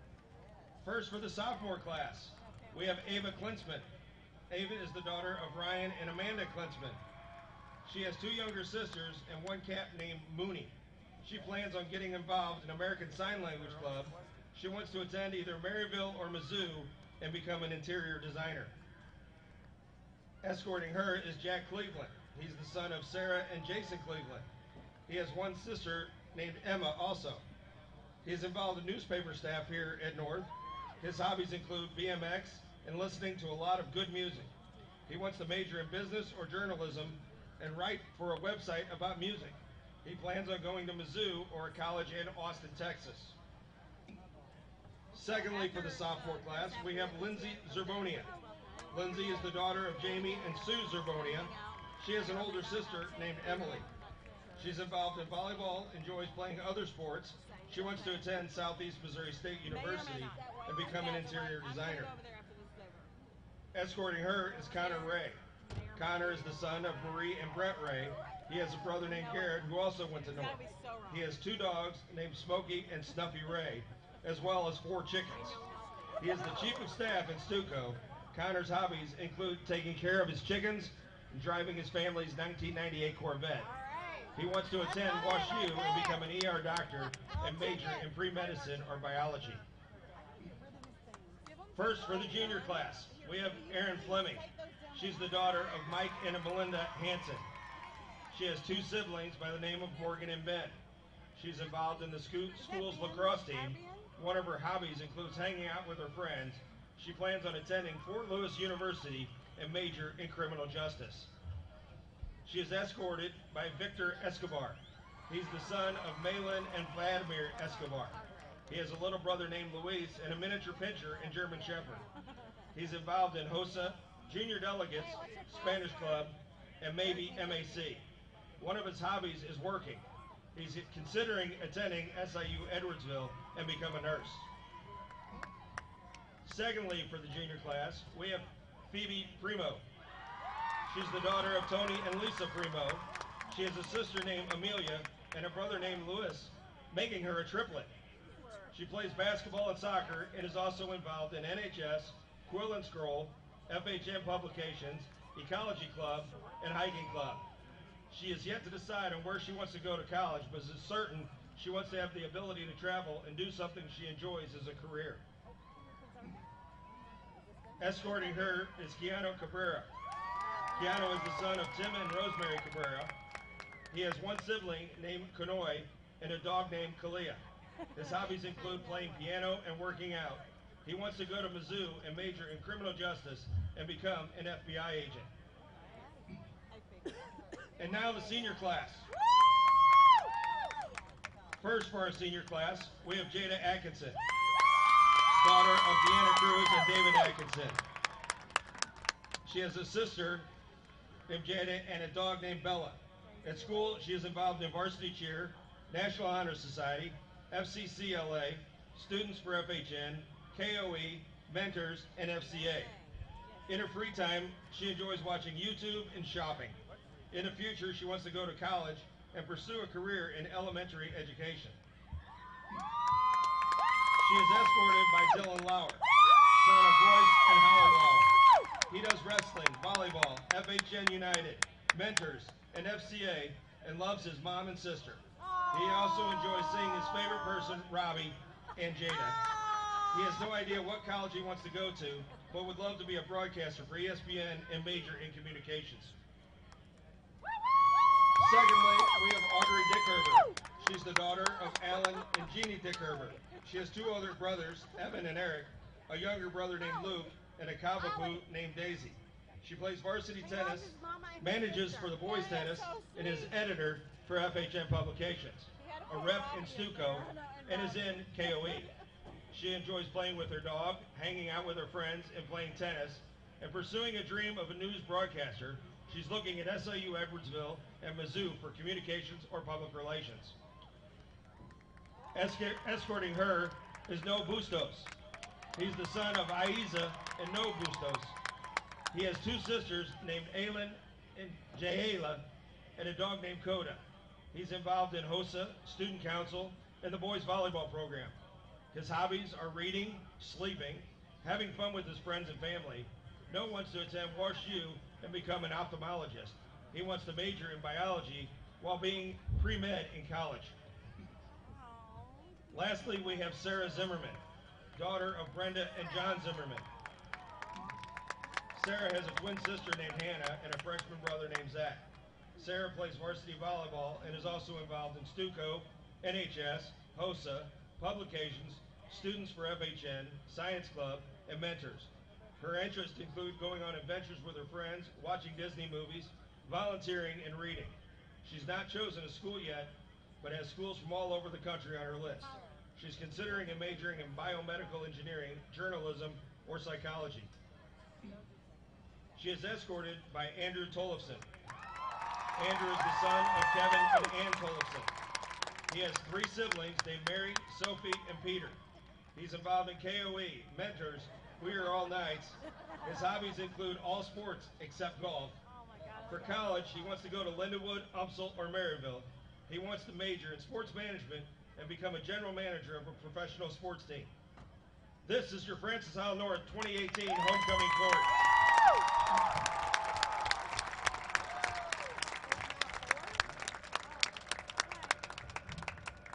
And carrying our Queen's crown this evening is Anna Hostetler. She's the daughter of Nathan and Trevina Hostetler. She has two brothers, Ezra and Isaiah, and her hobbies include swim, dance, and Girl Scouts. Her brothers are carrying the King's crown this evening, Evan and Isaiah Hostetler. They have one sister named Anna. Both of their hobbies include swim and Cub Scouts. Walking out the kids, you can see the 27 homecoming queen, Jamie Sneed, and escorting her tonight is Christian Whitty.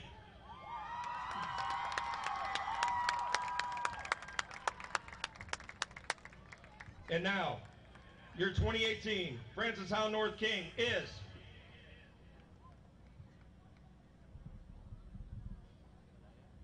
Dylan Lauer.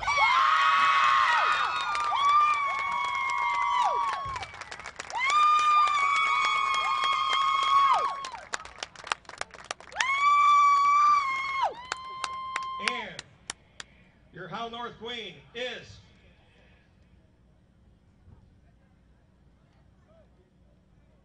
Jada Atkinson.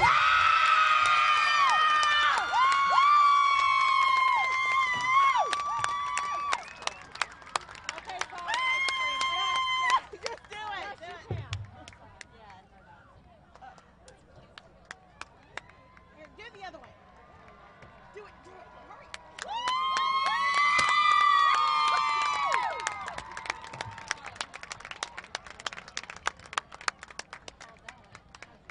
All right, Molly.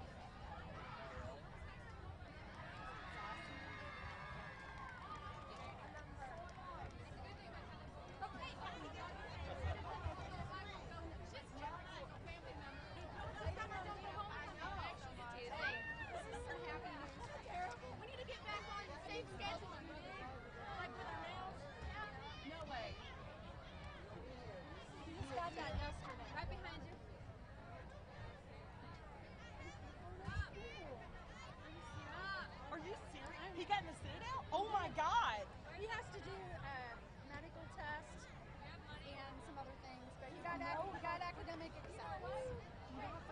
Now we just have to make sure he gets money and he goes.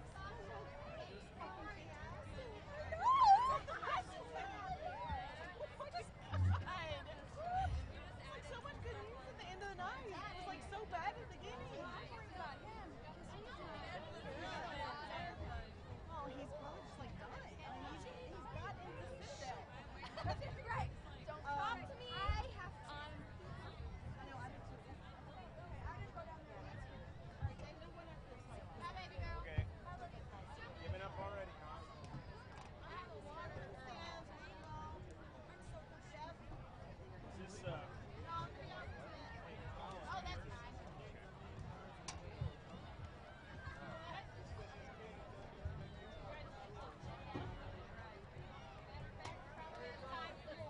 Oh, that's where we were last year.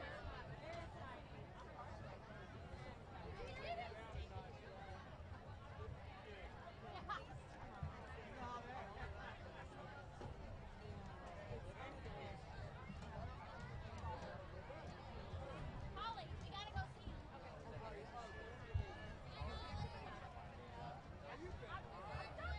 Keep this moving.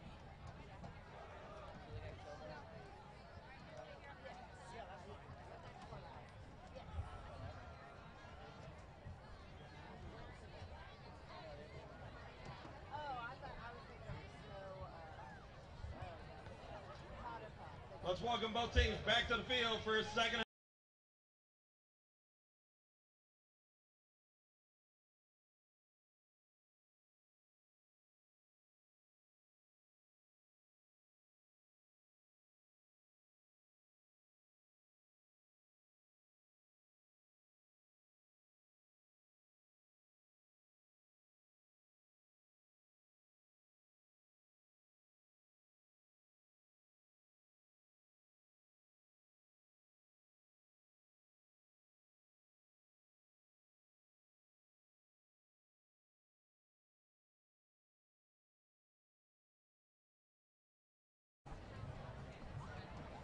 And we are back here at Francis Howell North after that halftime show, and we are here for the second half. Now, Cole, what do you think for both of these sides? What do you think they need to do, or what do you think the Knights need to do in order to come back in this game, being down by such a large amount? Well, I think, like we saw, the offense really needs to pick their game up. We'll be curious to see how they come out of the halftime break. And it'll be interesting to see how the Holt continues to just keep it up on offense. They've been pretty solid, scoring 49 points in the first half. And it'll be an exciting second half of football, so I'm excited. Indeed it will. We'll be able to see if the Knights offense is gonna be able to pick it up immediately, as they are going to be receiving it in the first half, or in the second half.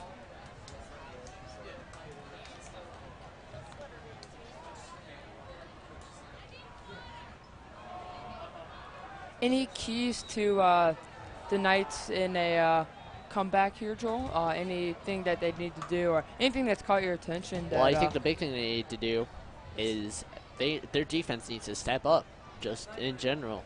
In the 7 possessions that the Indians had in the first half, they scored on all 7 of them. Now, that's kind of a problem, especially on the defensive side. That's something you don't want stat-wise. So I feel like their defense really needs to pick it up in the second half in order for them to at least have a chance to come back in this game. Yeah, I think more than anything, just momentum-wise, throughout the season, I mean, chances are we may not come out with a victory tonight, but I think if we just put some more points on the board, get the fans happy, and just get a little confidence boost going into the end of this game as we get things going in the second half. All right, and here comes Cameron Lewis with a nice gain there. And now Lewis looks like he's down after that 15-yard or that 25-yard gain.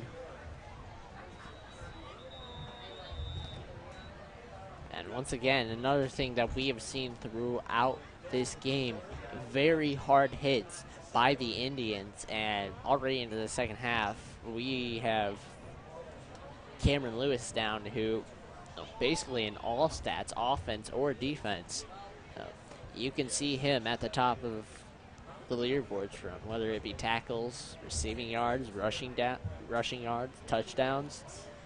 Yeah, hopefully, sorry to interrupt, but hopefully he gets up and he's a boost to the offense, and you hate to see someone go down like this, but hopefully he'll come up, as it looks like he will be okay. Looks like he's holding his stomach or around that area, so probably just a little wake-up call as he gets the wind knocked out of him, most likely. As he heads straight to the bench to try and sit down. And it looks like they're going to start this off with Scott Pauley.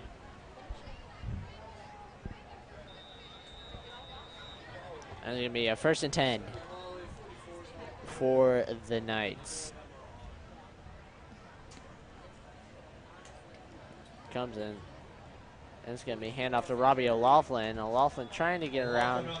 Unfortunately, only a gain of a yard there. It's going to be a 2nd and 9 now. Clayton Reed with the tackle. 2nd and 9 now. And as you can see there, now they have Kalik Thomas coming in to replace the injured Cameron Lewis. One thing I've noticed to start the second half is Scott Pauley has been in for a quarterback. We'll see if the rotation keeps going as he gets tackled for a loss. But we'll see how if he continues to be quarterback or if they switch out to Patrick Coaster throughout the second half. That's right. As you know, he loses a yard there, and it's now going to be a 3rd and 10 for the Knights.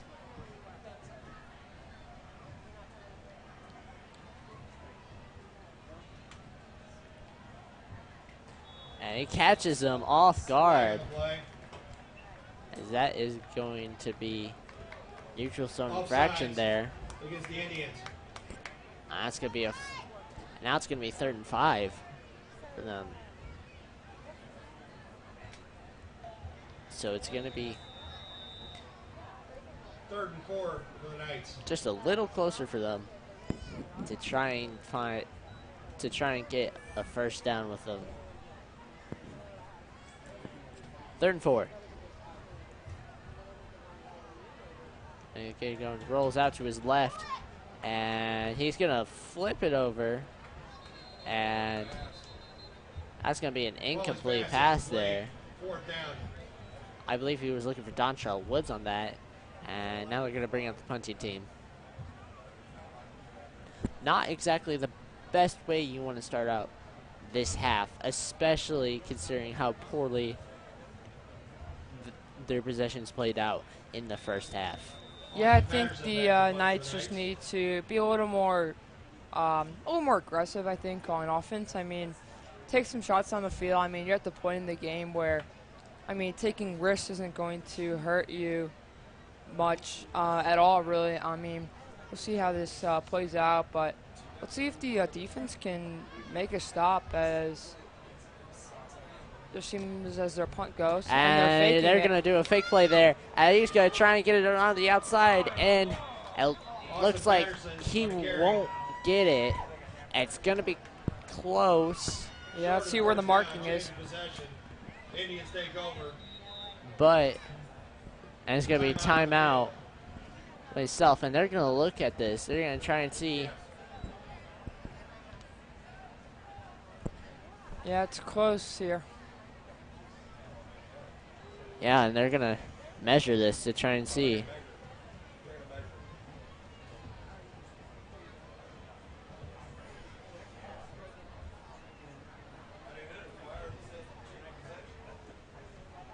Here come the chains. And let's see this here.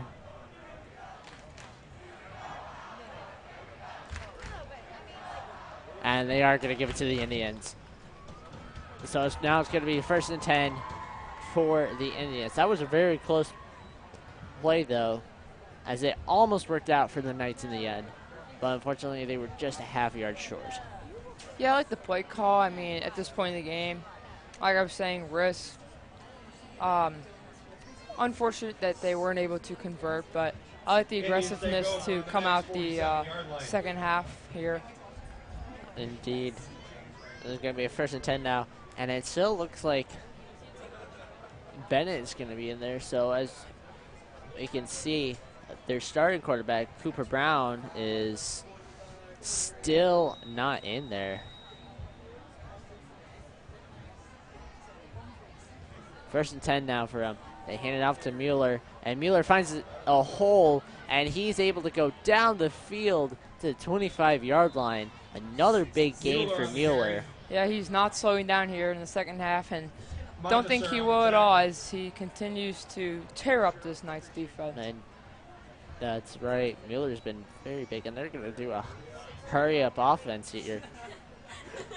Trying to tire out this defense early to try and get a lot more points on the board.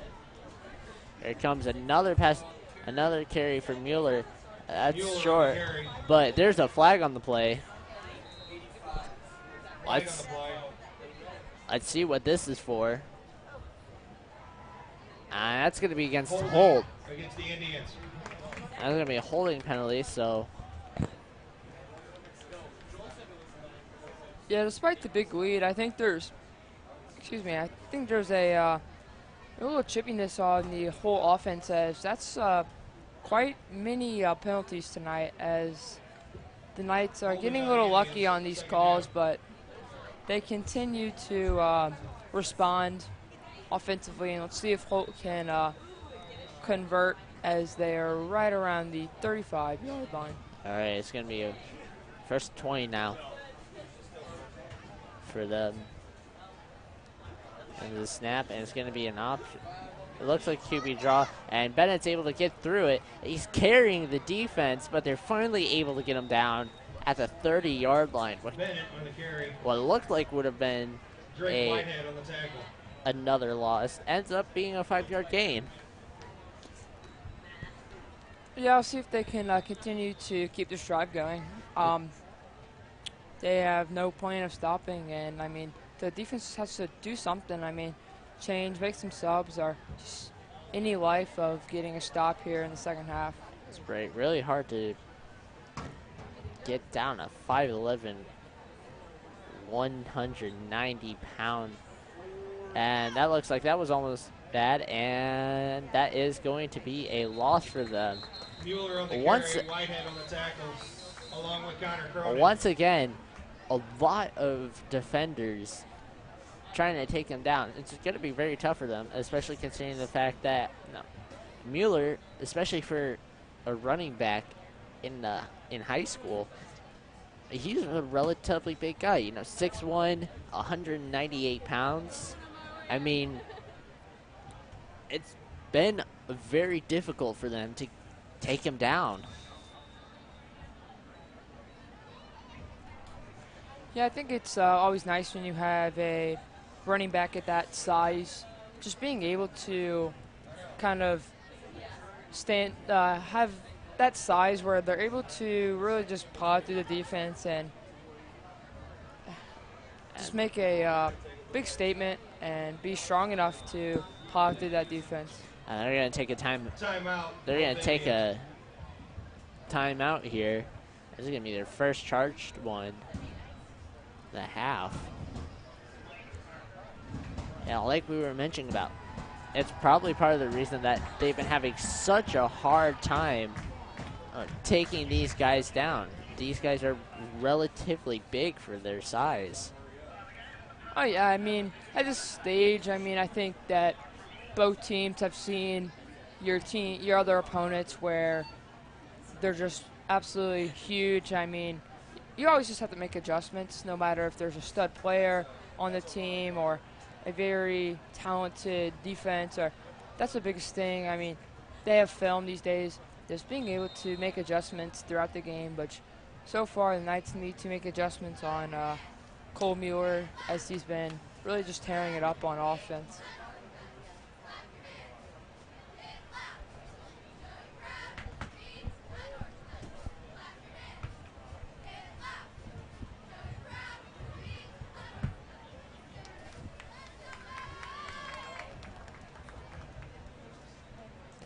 And this timeout is going a lot longer than expected.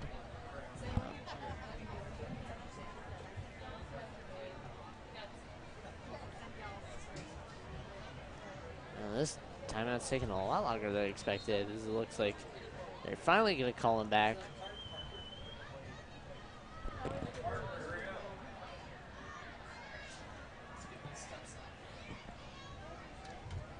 Just under 6 minutes left here in this third quarter of play,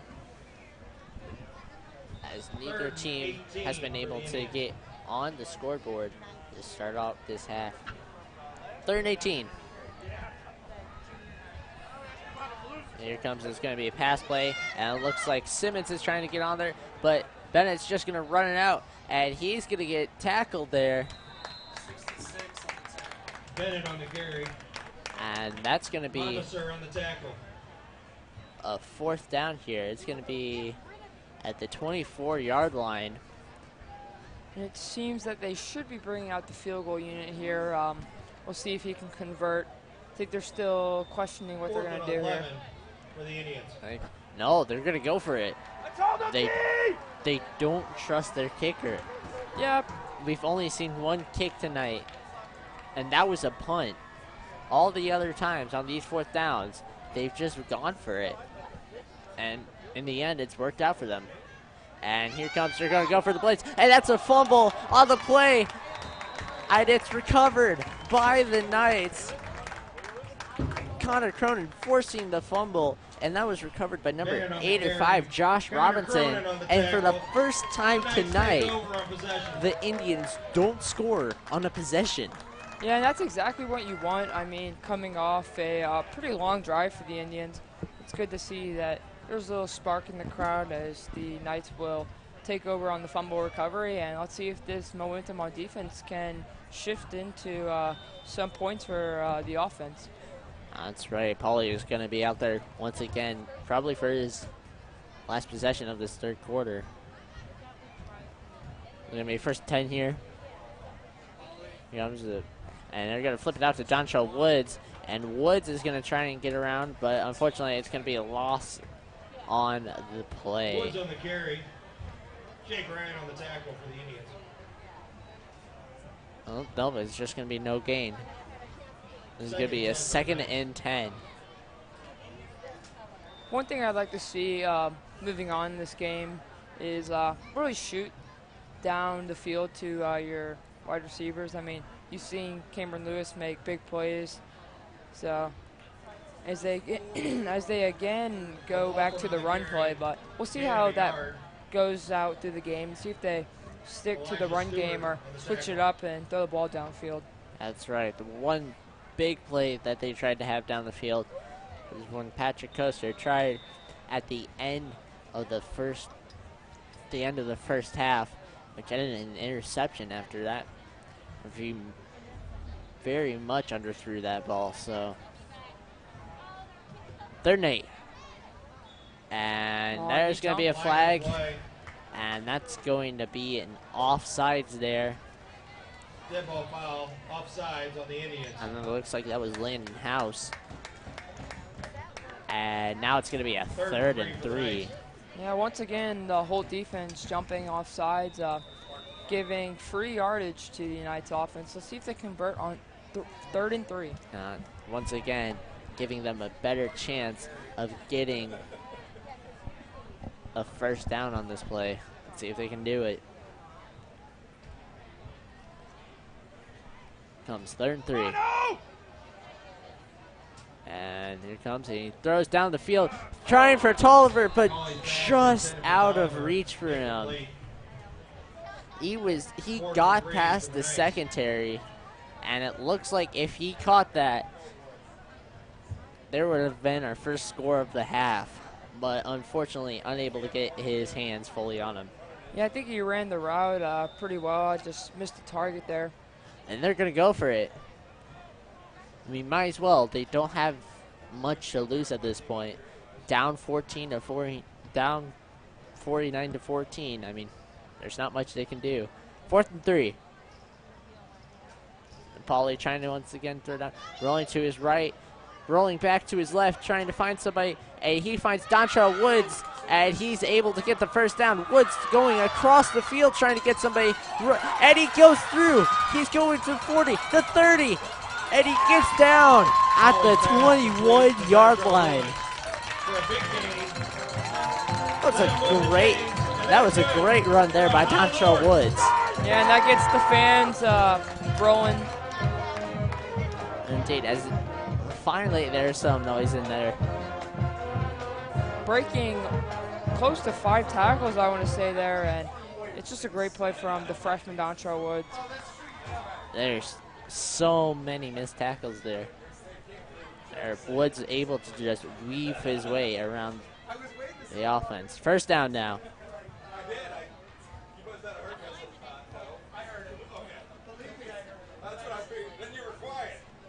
That's going to be another pass here. And he throws it to Cameron Lewis, but that's going to be incomplete. Intended for Cameron Lewis, incomplete.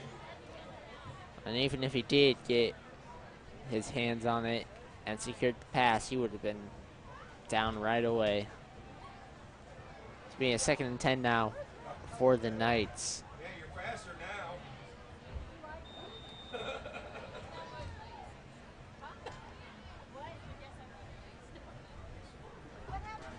It's just going to be it's going to be 30 seconds left, and Khalid Thomas is going to be on the move, and they're going to give it to Cameron Lewis. Lewis is going to try and get down, and he is going to get through, and he is going to be down at the 12-yard line.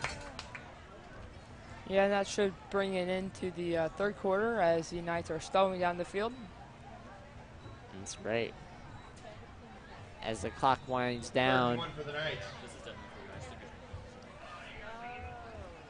And it looks like they're going to do one final play, trying with Robbie O'Laughlin, but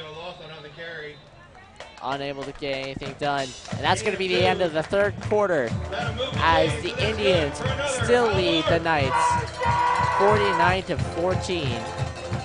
As defense was really big in this one, in this quarter, as there was no points at all, especially after such a high-scoring game in the first half.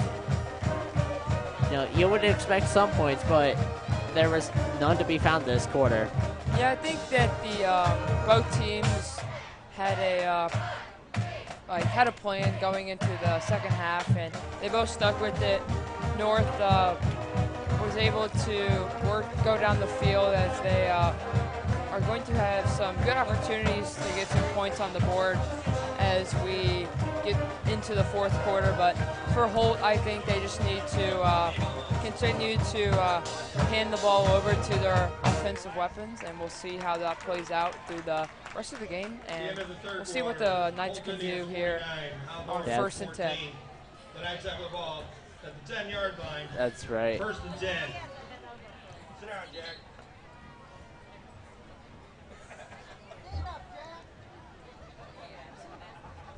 Let's see if the Indians are going to try and play the long game when they get possession back. Just trying to run out the clock at this point. But now it's going to be a 1st and 10 for the Knights. Let's see if they can find the end zone, as using Scott Pauly's arm has been able to move him down the field. And that's going to be another flag. And that is going to be offsides once again for the Knights. Or not for the Knights, excuse me, for the Indians. Yeah, once again, another free 5 yards to the Knights, making it just easier. And you got to think they may go with a little run game here with only 5 yards to convert for the touchdown. Here we go, 1st and 5. And it looks like Scott Pauly's going to try and run it in, but he gets stopped.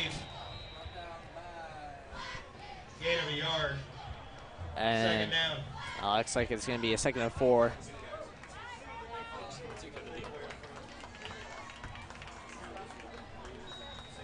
You're telling me. Second and 4 for the Knights. Trying to find the end zone.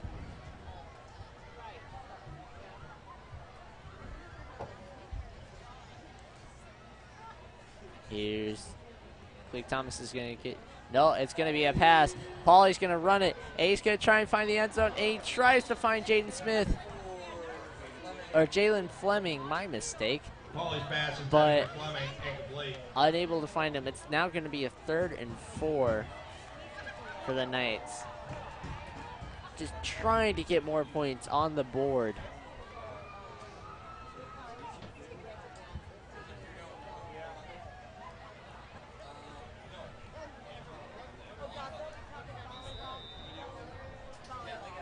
We'll see what they do here on 3rd and 4 as it's a key play in the game as they just need something to get them on the board here. Let's see what they go with. Here we go, 3rd and 4. Paulie with a snap, looks to pass it, and he's getting pressure. He's looking for somebody. He's trying to find the end zone for Lewis, but it is incomplete. Headed for Cameron Lewis, incomplete.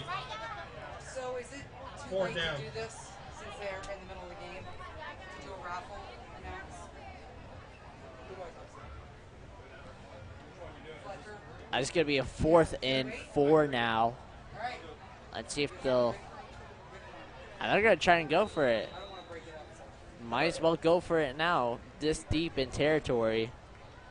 You're going to get a touchdown, or you're going to put the Indians in a bad position.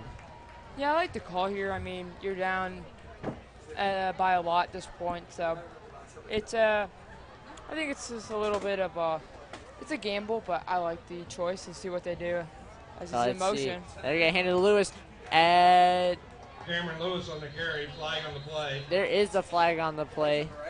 Let's see if it's going to be against the Indians or Knights. And it's going to be against the Knights.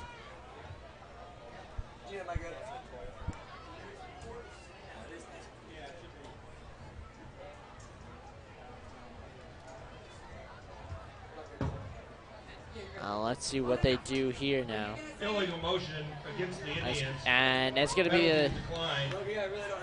Indians take over on possession. That's going to be the Winner of Indians' the ball for booster this raffle. at the The 4-yard winning line. number is 659333. The name on the back says Toya. Toya, if you would please go to the concession stand to get your prize. Then the Indians are stuck in a little bit of an awkward spot here. We'll see how they react. Well, I imagine they'll just run the ball out of the end zone as we have a little over 9 minutes to go in this game as the North Knights were unable to convert on the 4th down play.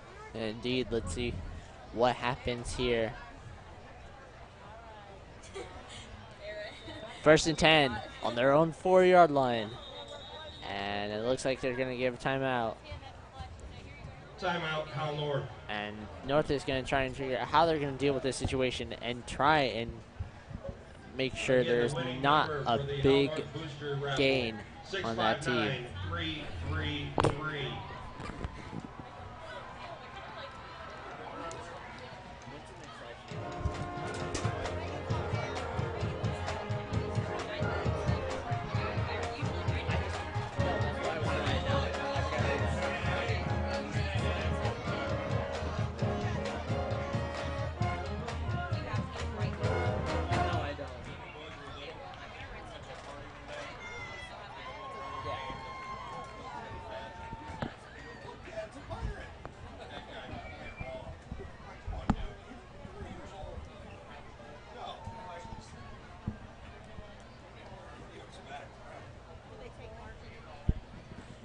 Here we go as the Indians are going to be back on the 4-yard line.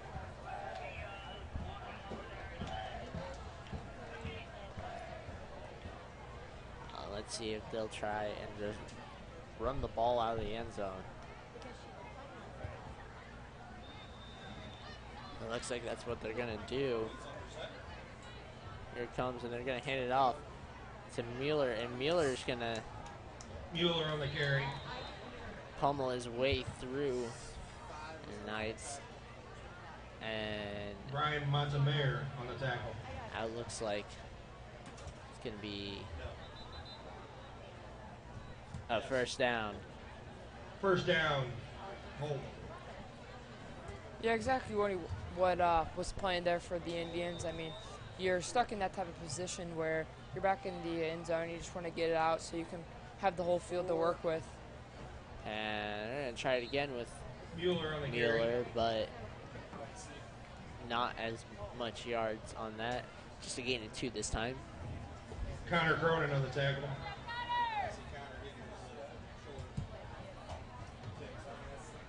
And you can see the Holt Indians are in no rush to move down the field, as they've got a comfortable lead here with right around 8 minutes to go in this game, and expect many running plays just to keep the clock moving. And you've seen Cole Mueller just tearing it up for the offense at the running back position, so I would not be surprised if they keep pounding it to Mueller as they keep the ball.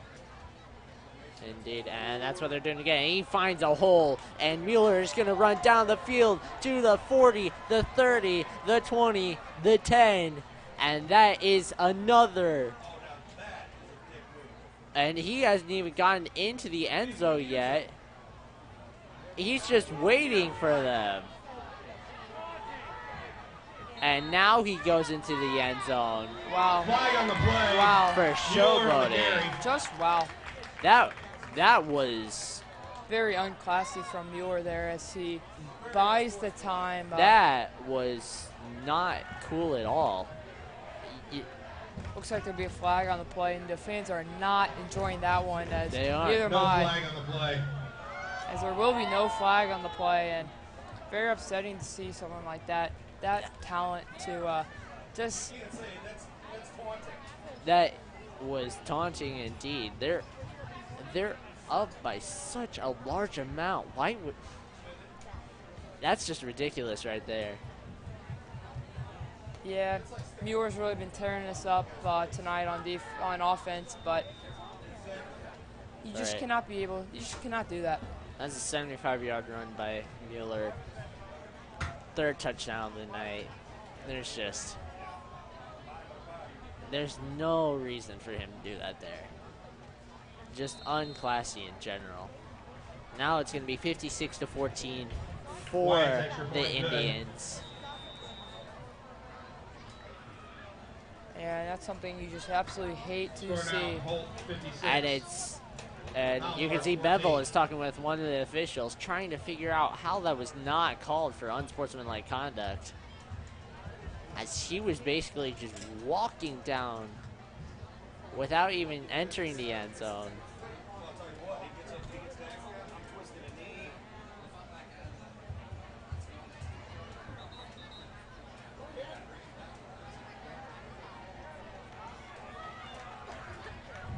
Let's see if the Knights can bounce back from that very unclassy move from the Holt Indians, and we'll see how the rest of the game plays out. As you can really just see the anger through the fans, but it's unfortunate to see someone like that. But we'll see how they bounce back here. As here's to see if Coaster or Scott Pollard comes in at the quarterback position. Indeed, and it looks like Coaster is getting prepared for this, so.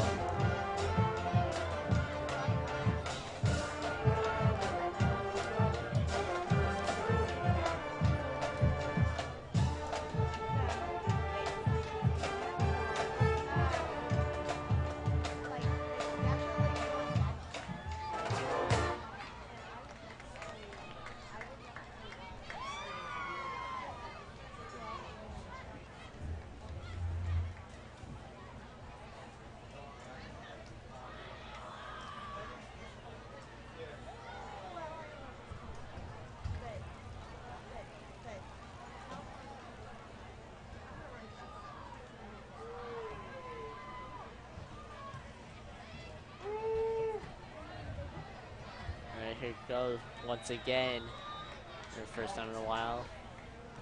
Here it comes. It's going to be going out of bounds. Kick goes out of bounds. The Knights, Flag on the play.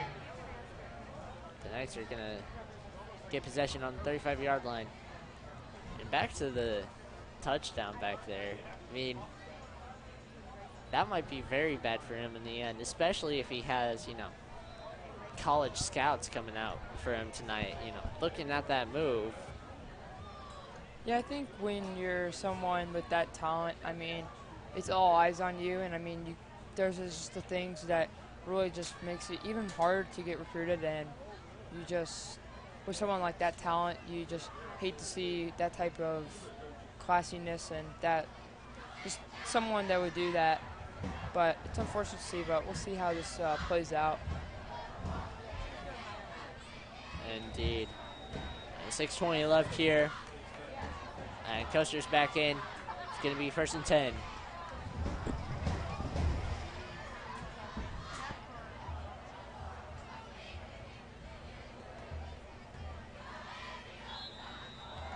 And that's a run there by number 18, Braxton Adams.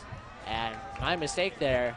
Patrick Coaster isn't coming in. It looks like they're going to be giving Austin Patterson, the sophomore, a chance to get some playing time, as they're just getting blown out. I don't think they want a chance of getting their starting quarterbacks injured. Yeah, sophomore Austin Patterson actually came from Howell, and this is his first time at quarterback tonight as he pitches it off to Dontrell Woods, and Woods is stopped behind the line. Dontrell Woods on the carry.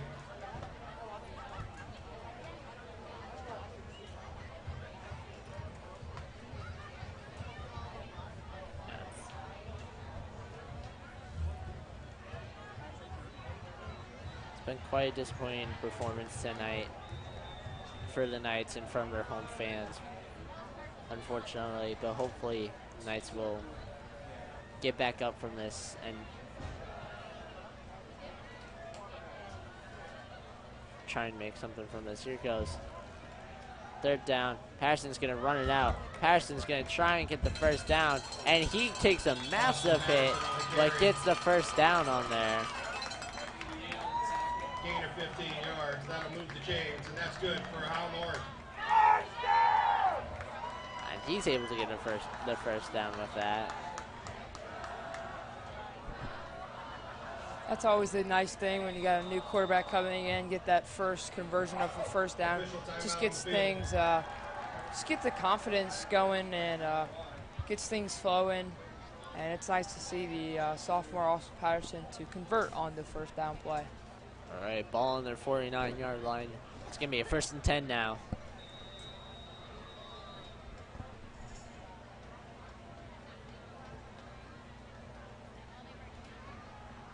And Patterson's going to hand it off once again to Braxton. Adams on the carry. And Adams isn't going to Robbie Hurst on the tackle. Get anything on that. He's going to get some on the play. And now they are in Holt's territory as they're going to be on their 49-yard line now. It's going to be 2nd and 8.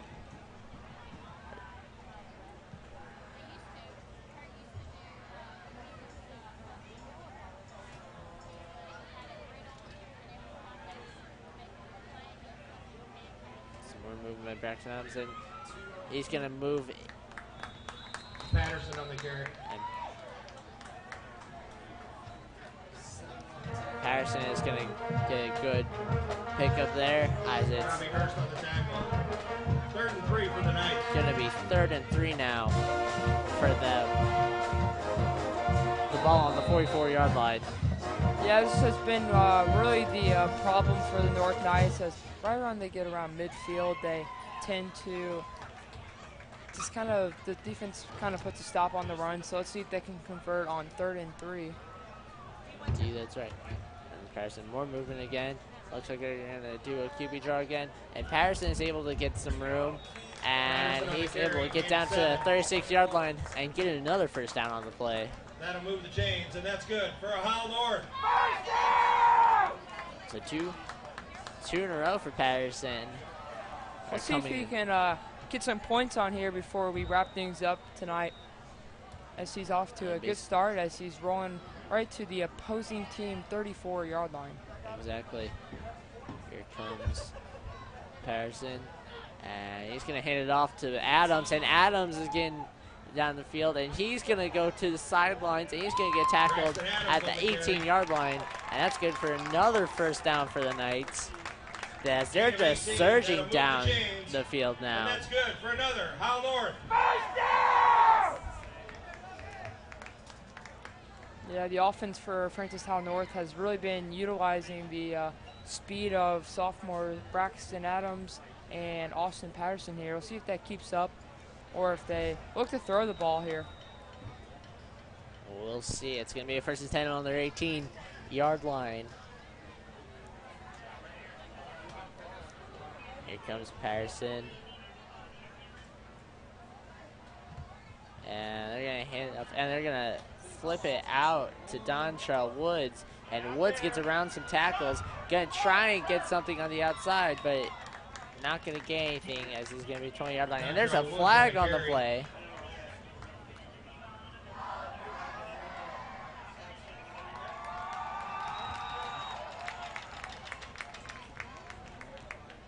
Let's see what this flag is for now. It looks like it's going to be an illegal block in the back by the Flag on the play. offense. Illegal block on the Knights. And that's going to move them back a bit. And it's going to be just over a minute left. As we're reaching the end of this game, Joel, are there any things that have stood out to you? I mean, you know, the Knights offense has really been slow and can't get much going, and anything that the Knights who think that will really take from this that can help them in the coming weeks, especially when they play rival Howell next week? Well, I feel like one thing they definitely need to do is try and find new ways to cover the run, because that's definitely been a problem for them, as you know, the offensive line is just able to create holes, and the running back is just able to get through them and just get a lot of big gains from him. As Patterson looks to throw it, and he's going to find number 27. That's 7th, and he's going to be able to get down to the 5-yard line. And it's going to have 45 seconds left here. But as I was saying, no, they're going to do quickly. Let's see. Levitt's here. Here's Patterson, and he's gonna run it himself, trying to get into the end zone, and he's unable to do it. 25 seconds now. There's a and it's timeout gonna be a for Francis Howell timeout North. for Francis Howell North, as they're gonna try and get at least a couple more points on that board. But as I was telling you, Cole, I feel like it's very important. This is a very, while this is a blowout here on homecoming night, I feel like it's something that the Knights need to learn to cover that run defense, that run offense, because that's been their weakness throughout this whole entire season. And I feel like if they learn to cover that, to take more shots downfield, then I feel like the Knights will be able to do well going forward. But unfortunately, just a disappointing outing tonight for the Knights. Yeah, I think, like you said, despite being a blowout, I mean, if you can just get a couple more points on the board to end the game, I really think that helps momentum moving forth, and that's the biggest thing. Like, we all know that they're probably not going to come out with the win tonight, and I think if you can finish with a touchdown, it's your backups coming in. It's just a big momentum boost, really, for the North Knights, as they're. And that's going to be a touchdown by Braxton Adams. And he's able to get into the end zone. And it's going to 10 seconds left. And that's another timeout by Francis Howell North. But finally getting able to get into the end zone. But with only 10 seconds left, it's practically impossible for them to fully come back. Well, I really think that's big. Braxton Adams sees most of his time on defense, as we saw that he he was able to convert for a touchdown. I mean, it's just a great feeling going through the sophomore's head, and with Austin Patterson leading the team on at quarterback position, it's a great way to end the night on homecoming night. Unfortunately, we were not able to come out with a win, but I think it's just great moving forward for these young sophomores. All right, as they're going to try and go for the 2-point conversion.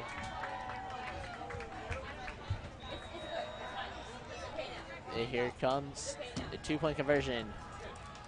And Patterson is going to try and run it in for himself, but he is going to get stopped as it's just going to be 20 to 56.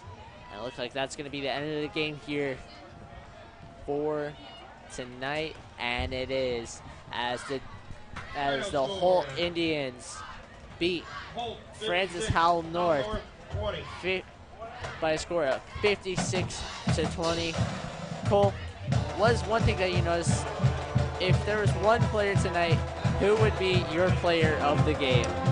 Oh, well, I mean, I hate to say this, but I think I would have to give it to Cole Mueller on the Holt side. Unfortunately, a little sign of unsportsmanlike towards the end of the game, but he came out and he really he made problems for the defense of Francis Howell North and just made it even harder to get a stop. And as we saw, they started off very, very strong, converting on, I believe it was 7 of 7, their first drives, scoring touchdowns. But I think the Knights are going to come out of this game and realize their weaknesses, that some of that is going to have to be on defense, as they're just going to have to limit the stops. But it'll see how we play out through the rest of the season, as we had a good homecoming night. All right, the Knights with this loss fall to 0-4 on this season, and the Holt Indians go up to 2-2. We thank you guys for tuning in tonight and watching this. Thank you to those behind the scenes, Paige Westerman, Maggie Chanel on score, and then also Phoebe Primo, and then Ella Metheny on there from Cole Sherman and I, Joel Bennett. Thank you for tuning in to the live coverage of tonight's homecoming game. Good night. Good night.